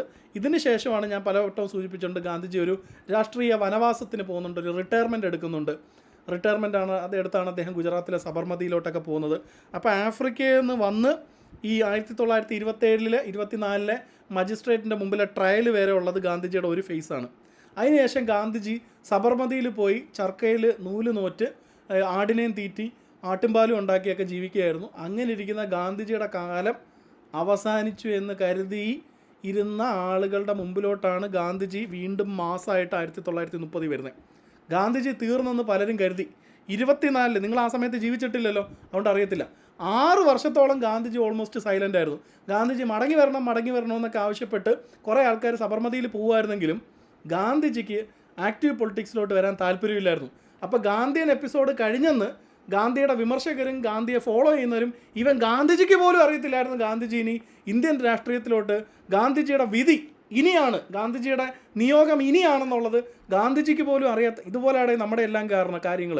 സഞ്ജുവിൻ്റെ കേസ് ഞാൻ എപ്പോഴും പറയാറില്ലേ, സഞ്ജു ബെഞ്ചിലായിരുന്നു. ഓക്കെ, ആ സൂപ്പർ 8-ലെ ആദ്യത്തെ 2 കളികളിലും സഞ്ജു ബെഞ്ചിലായിരുന്നു. അവിടുന്ന് ഒരുത്തം വന്ന് ഇന്ത്യക്ക് കപ്പടിച്ചു കൊടുക്കുക എന്ന് പറഞ്ഞു കഴിഞ്ഞാൽ സമാനമായ ഒരു ഹീറോയിക്സ് ലോകത്തെ ഒരു കായിക മേഖലയിലും ഉണ്ടായിട്ടില്ല ഇതുപോലെ. അതും ഒരു വൺ ടൈം വണ്ടറാണോ, ബാക്ക് ടു ബാക്ക് അല്ലേ. ലിറ്ററലി ആ വെസ്റ്റ് ഇൻഡീസിന് അഗെയിൻസ്റ്റ് ആയിട്ടുള്ള കളിയിൽ തോക്കുന്ന കളിയിൽ ഒരു സൈഡിൽ നിന്ന് ആ മാച്ച് വിന്നിങ് ഇന്നിങ്സ്, പിന്നെ സെമി ഫൈനലിൽ ഇംഗ്ലണ്ടിൻ്റെ ഇത്രയും പറയുന്ന it was actually against between Archer versus Gandhiji അല്ല സഞ്ജു സാംസൺ. അങ്ങനെയുള്ളതിൽ ആർച്ചറിനെ നിലം തൊടിയിച്ചില്ല. ന്യൂസിലാൻഡ് ഫൈനലിൽ ആദ്യത്തെ അരമണിക്കൂറിൽ അവന്മാർ കളി തോറ്റ്. ആര് കാരണം? സഞ്ജു കാരണം. അപ്പം സഞ്ജുവിന് കിട്ടേണ്ട മാൻ ഓഫ് ദ മാച്ച് ബുംറയ്ക്ക് കൊടുത്തത് നയപരമാണ്, ശശി തരൂർ പറഞ്ഞതുപോലെ, അല്ലെങ്കിൽ നമ്മുടെ മന്ത്രി പറഞ്ഞതുപോലെ, ബേബി സഖാവ് പറഞ്ഞതുപോലെ. പക്ഷേ ആക്ച്വലി അന്നത്തെ മാൻ ഓഫ് ദ മാച്ചും കിട്ടേണ്ടത് സഞ്ജുവിനാണ്. പ്ലെയർ ഓഫ് ദ ടൂർണമെൻറ്റ് കൊടുത്തതുകൊണ്ട് ഒരു ബാലൻസ് കെ നായർ നടത്തിയതാണ്. ഓക്കെ ഫൈൻ, ഞാൻ പറഞ്ഞതാണ്. അതുപോലെ ഒരു എപ്പിസോഡ് ഗാന്ധിജിക്കുണ്ടായി. ഗാന്ധിജി 24 എന്ത് ചെയ്തു? ഗാന്ധിജി 24 ഈ പറയുന്നത് പോലെ ആക്റ്റീവ് പൊളിറ്റിക്സിൽ നിന്ന് റിട്ടയർ ചെയ്ത് സബർമതി ആശ്രമത്തിൽ പോയി അദ്ദേഹത്തിൻ്റെ ഗാന്ധിയൻ ലൈഫ് പിന്തുടരുകയായിരുന്നു. അവിടുന്നാണ് ഗാന്ധിജി 30കളിൽ മാസമായിട്ട് വീണ്ടും എന്ത് ചെയ്യുന്നത്? മാസമായിട്ട് വീണ്ടും അവതരിക്കുന്നത്. എന്താണ്? അതും ഒരു കുഞ്ഞുപോലും പ്രതീക്ഷിച്ചില്ല. ആ ഒരു വിഷയം മാസ് മൂവ്മെൻ്റ് ആക്കി മാറ്റിയെടുക്കാനുള്ള അദ്ദേഹത്തിൻ്റെ ആ പൊളിറ്റിക്കൽ വിൽ പവർ. ഉപ്പ് സത്യാഗ്രഹം. ഉപ്പെന്ന് പറയുന്ന സീമിംഗ്ലി സിമ്പിളായിട്ടുള്ളൊരു കാര്യമാണ്. ഉപ്പിന് ടാക്സ് ഇട്ടു, ഉപ്പ് ടാക്സ് ചെയ്തു, അല്ലെങ്കിൽ ലോക്കലായിട്ട് ഉപ്പ് ഉൽപ്പാദനത്തിനെ ഗവൺമെൻറ് നിയമവിരുദ്ധമായി കാണുന്നു എന്നുള്ളതിൽ ഒരു സമരത്തിൻ്റെ സാധ്യതയുണ്ടെന്ന് ഗാന്ധിജി തിരിച്ചറിഞ്ഞിട്ടാണ് ഉപ്പ് സത്യാഗ്രഹം നടത്തുന്നത്. സബർമതിയിലെ ഗാന്ധിജി ആർക്കും വലിയ പേടിയില്ലായിരുന്നു. ഗാന്ധിജി നോട്ടീസ് കൊടുത്ത് സബർമതിയിൽ നിന്ന് നമ്മുടെ ദണ്ഡി കടപ്പുറത്തോട്ട് ഞാനൊരു പ്രൊസഷൻ വെക്കുന്നുണ്ട്. ഓക്കെ, ആ പ്രൊസഷൻ്റെ ഭാഗമായിട്ട് ഞാൻ ഇന്ന ദിവസം ഇവിടുന്ന് ഈ കാൽനടയായിട്ട് ദണ്ഡിയിലോട്ട് പോകുന്നുണ്ട്. ബ്രിട്ടീഷ് പോലീസ് ഉദ്യോഗസ്ഥരും കളക്ടർമാരും ഒന്നും കാര്യമായിട്ട് എടുത്തില്ല. ക്രോസ് ചെയ്യുന്ന 2 ജില്ലകളെങ്ങാണ്ട് ക്രോസ് ചെയ്യണം, 2-3 ജില്ലകൾ ക്രോസ് ചെയ്യണം. ഗാന്ധിജി ഇല്ലേ, ഗാന്ധിജി 5-6 കൊല്ലമായിട്ട് ഗാന്ധിജി പെട്ടിയിലിരിക്കുകയല്ലേ. ഗാന്ധിജി ഒന്നും ഇനി പഴയ പോലെ എന്തില്ല, ഗാന്ധിജിക്കൊന്നും പഴയ സ്പാർക്കില്ല. ഗാന്ധിജിയെ കൊണ്ടൊന്നും കൂട്ടിയെ കൂടത്തില്ലെന്ന് കരുതി ഇത് തുടങ്ങി. 1-ാം ദിവസം തന്നെ ഇവരുടെ അണ്ണാക്കിൽ പിരിവെട്ടി. ലക്ഷക്കണക്കിന് മനുഷ്യർ ഗാന്ധിജിയുടെ ഒപ്പം കൂടി. രാജ്യത്ത് സമാന്തരമായിട്ട് നമ്മുടെ തീരപ്രദേശങ്ങളിലോട്ട് ഈ സൗത്ത് ഇന്ത്യയിൽ ഉൾപ്പെടെ കേരളത്തിൽ ഉൾപ്പെടെ ഉപ്പ് സത്യാഗ്രഹ ജാഥകൾ പുറപ്പെടാൻ തുടങ്ങി. And Gandhiji is back. നിങ്ങളൊന്ന് ആലോചിച്ച് നോക്ക്, Gandhiji made a huge come back in Indian politics. ഞെട്ടിപ്പോയി പലരും. ഗാന്ധിജി തീർന്നെന്ന് കരുതിയിരുന്നതിൽ നെഹ്റു വേറുണ്ട്, സുഭാഷ് ചന്ദ്രബോസ് ഉണ്ട്, അംബേദ്കർ ഉണ്ട്. അവരെല്ലാം ഞെട്ടി ഗാന്ധിജിയുടെ തിരിച്ചുവരവ് കണ്ടിട്ട്. ആൻഡ് ഗാന്ധിജി വീണ്ടും മെയിൻ സ്ട്രീമിലെത്തി. എപ്പോൾ? ഈ NCM കഴിഞ്ഞിട്ട്. NCM കഴിഞ്ഞിട്ട് എന്താണ്? ഗാന്ധിജി വീണ്ടും എന്ത് ചെയ്തു? Made a huge come back. And that is what is Gandhi. And hence we call him Mahatma Gandhi. Okay, yeah. അപ്പം ഞാൻ ഇന്ന് അവസാനിപ്പിക്കുകയാണ്. ഇതിനെ സംബന്ധിച്ച് കൂടുതൽ കാര്യങ്ങൾ പറയാനുണ്ട്. അപ്പോൾ അടുത്ത ദിവസങ്ങളിൽ മുന്നേയും പിന്നെയും ഞാൻ പറയും. അപ്പോൾ നമ്മൾ ഒരു എപ്പിസോഡ് എടുത്ത് അങ്ങനെ പോലെ ലോക്പാൽ ഞാൻ നാളെ എടുത്തോട്ടെ, ഞാൻ ഭയങ്കര ടയേർഡാണ്, എനിക്ക് നാക്ക് ഓൾവേസ് വോക്കാ സ്പീഡിലൊക്കെ അറിയാം, നാക്ക് മുറിഞ്ഞിരിക്കുകയാണ്. സോ ഞാൻ നാളെ ആക്കിക്കോട്ടെ, നാളെ ഞാൻ തീർത്ത് തരാം. ചെറിയ പോർഷനേ ഉള്ളൂ. ലോകായുക്തയാണ് മെയിൻ. ലോക്പാൽ പുതിയ നിയമം 2013 പുതിയ നിയമം 2014 ജാനുവരി 1 ആ നിയമം പ്രാബല്യത്തിൽ വരുന്നുണ്ട്. സോ ജാനുവരി 1 വന്ന ആ നിയമത്തിൻ്റെ ഫീച്ചേഴ്സ്, കറണ്ട് ലോക്പാൽ ആരാണ്, ലോക്പാലുമായിട്ട് ബന്ധപ്പെട്ട അപ്പോയിൻമെൻറ്റ്, റിമൂവൽ, കാര്യങ്ങളൊക്കെ. ലോകായുക്ത നിങ്ങൾക്ക് നല്ല ധാരണയുണ്ടല്ലോ. കേരളത്തിലെ ലോകായുക്ത നിയമം അമെൻഡ് ചെയ്തതിൻ്റെ ഭാഗമായിട്ട് എന്ത് സംഭവിച്ചു? ലോകായുക്ത നിയമം അമെൻഡ് ചെയ്തതിൻ്റെ ഭാഗമായിട്ട് കുറച്ചധികം മാറ്റങ്ങൾ വന്നിട്ടുണ്ട്. ഇപ്പോൾ ഒരു സിറ്റിംഗ് ജഡ്ജിക്ക് മാത്രം എന്താ പറയണ്ടേ, ഒരു റിട്ടയർഡ് ഹൈക്കോടതി ജഡ്ജിക്ക് പോലും നമുക്ക് എന്താകാൻ പറ്റും? ലോകായുക്ത ആകാൻ പറ്റും. അങ്ങനെയുള്ള കാര്യങ്ങളൊക്കെ വിശദമായിട്ട് ഞാൻ പഠിപ്പിച്ചിട്ടുണ്ട്. ദയവ് ചെയ്ത് നിങ്ങൾ ആ ലോകായുക്ത വീഡിയോ വീണ്ടും കാണുക. അപ്പോൾ ഇതിനൊരു നോട്ട് വേണമെങ്കിൽ ഞാൻ ഉണ്ടാക്കിത്തരാം. ഇപ്പം നിലവിൽ നോട്ടില്ല, ഈ കുത്തിക്കുറിച്ച പേപ്പർ മാത്രമേ ഉള്ളൂ. ഇത് ഞാൻ ഷെയർ ചെയ്ത് തരാം. നിങ്ങൾക്ക് ക്ലാസ് ഇഷ്ടപ്പെട്ടോ? ബോധിച്ചോ? ക്ലാസ് നന്നായിട്ട് മനസ്സിലായോ? പവറില്ലേ? Shall we wind up the course? Okay guys, പഠിപ്പിച്ച് തരുന്ന കാര്യങ്ങൾ നിങ്ങളങ്ങ് പഠിച്ചു പോകണം. ഏറ്റവും കോർ ഏരിയാസ് ഐഡൻറ്റിഫൈ ചെയ്താണ് ക്ലാസ് എടുക്കുന്നത്. സോ ക്ലാസ്സിൻ്റെ തീവ്രതയും കൂടി വരും. സോ എനിക്കിതുമായിട്ടൊന്ന് ഫുള്ളി, കാരണം കുറച്ച് എനിക്കറിയാവുന്ന ഏരിയാസ് അല്ല ഞാൻ എടുക്കുന്നത്. നിങ്ങൾക്ക് മീൻസ് അറിയാവുന്നതെന്ന് വെച്ച് കഴിഞ്ഞാൽ എനിക്കറിയാം, ക്ലാസ് റീസെൻ്റ്ലി എടുക്കാൻ അവസരം കിട്ടാത്ത ഏരിയാസാണ് എടുക്കുന്നത്. സോ ദാറ്റ് എക്കണോമിക്സ് ഒക്കെ ഞാൻ ഹോൾഡ് ചെയ്ത് വെച്ചിരിക്കുകയാണ്. എൻ്റെ ക്ലാസ് എന്നെ പരിചയമുള്ളവർക്ക് അറിയാം, എക്കണോമിക്സ് ആണ് എനിക്ക് കേക്ക് വാക്ക്. അത് ഞാൻ എടുത്തിട്ടില്ല. എക്കണോമിക്സ് ഒരു ദിവസം മൊത്തം ക്ലാസ് എടുത്ത് ടോപ്പിക്ക് തീർത്ത് തരാനും പറ്റും. നിങ്ങൾക്ക് ആർക്കും ഒരു മിനിറ്റ് പോലും ബോറടിക്കത്തുമില്ല. ഇത് ഞാൻ വെറുതെ നിങ്ങളെ ഇവിടെ പിടിച്ചിരുത്താൻ വേണ്ടി പറയുന്ന കാര്യങ്ങളൊന്നുമല്ല. This is damn reality as far as I am concerned. Okay, ശരി. അപ്പം ഞാൻ നിർത്തുകയാണ്. അപ്പോൾ ഈ ഫയൽ ഞാൻ ഷെയർ ചെയ്ത് തരാം. അപ്പോൾ നാളത്തെ ഷെഡ്യൂൾ ഞാൻ ഇടാം. ഓക്കെ, ഞാൻ എന്തെങ്കിലും കഴിച്ചിട്ടൊക്കെ വന്ന് ഷെഡ്യൂൾ ഇട്ട് തരാം. ഓക്കെ, പിന്നെ ക്ലാസ് കാണുന്ന ആൾക്കാർ അഡ്മിഷൻ എടുക്കാനുണ്ടെങ്കിൽ എത്രയും പെട്ടെന്ന് എടുക്കാം. It would be a nice gesture towards me. Class എടുക്കാൻ താല്പര്യമുള്ളവർക്ക് ലിങ്ക് ഇട്ടിട്ടുണ്ട്. നിങ്ങൾക്ക് ഇന്നൊരു മാർച്ച് 18 ഒരു ഗ്രൂപ്പ് ഇട്ടിട്ടുണ്ട്. നാളെ മുതൽ ആ ഗ്രൂപ്പിൽ നമ്മൾ കണ്ടൻറ്റ് ഇടത്തില്ല, മീൻസ് ലിങ്ക് ഇടത്തില്ല. കാരണം പെയ്ഡ് ആയിട്ടുള്ള ആൾക്കാരുണ്ട്. അപ്പോൾ കുറച്ച് ആൾക്കാരെ എന്താണ് ക്ലാസ് എന്ന് മനസ്സിലാക്കിപ്പിക്കാൻ വേണ്ടി കൂടിയാണ് ആ ഒരു ഫ്രീ ഗ്രൂപ്പ് സ്റ്റാർട്ട് ചെയ്തത്. സോ നാളെ തൊട്ട് അതിലില്ല. സോ നിങ്ങൾ അഡ്മിഷൻ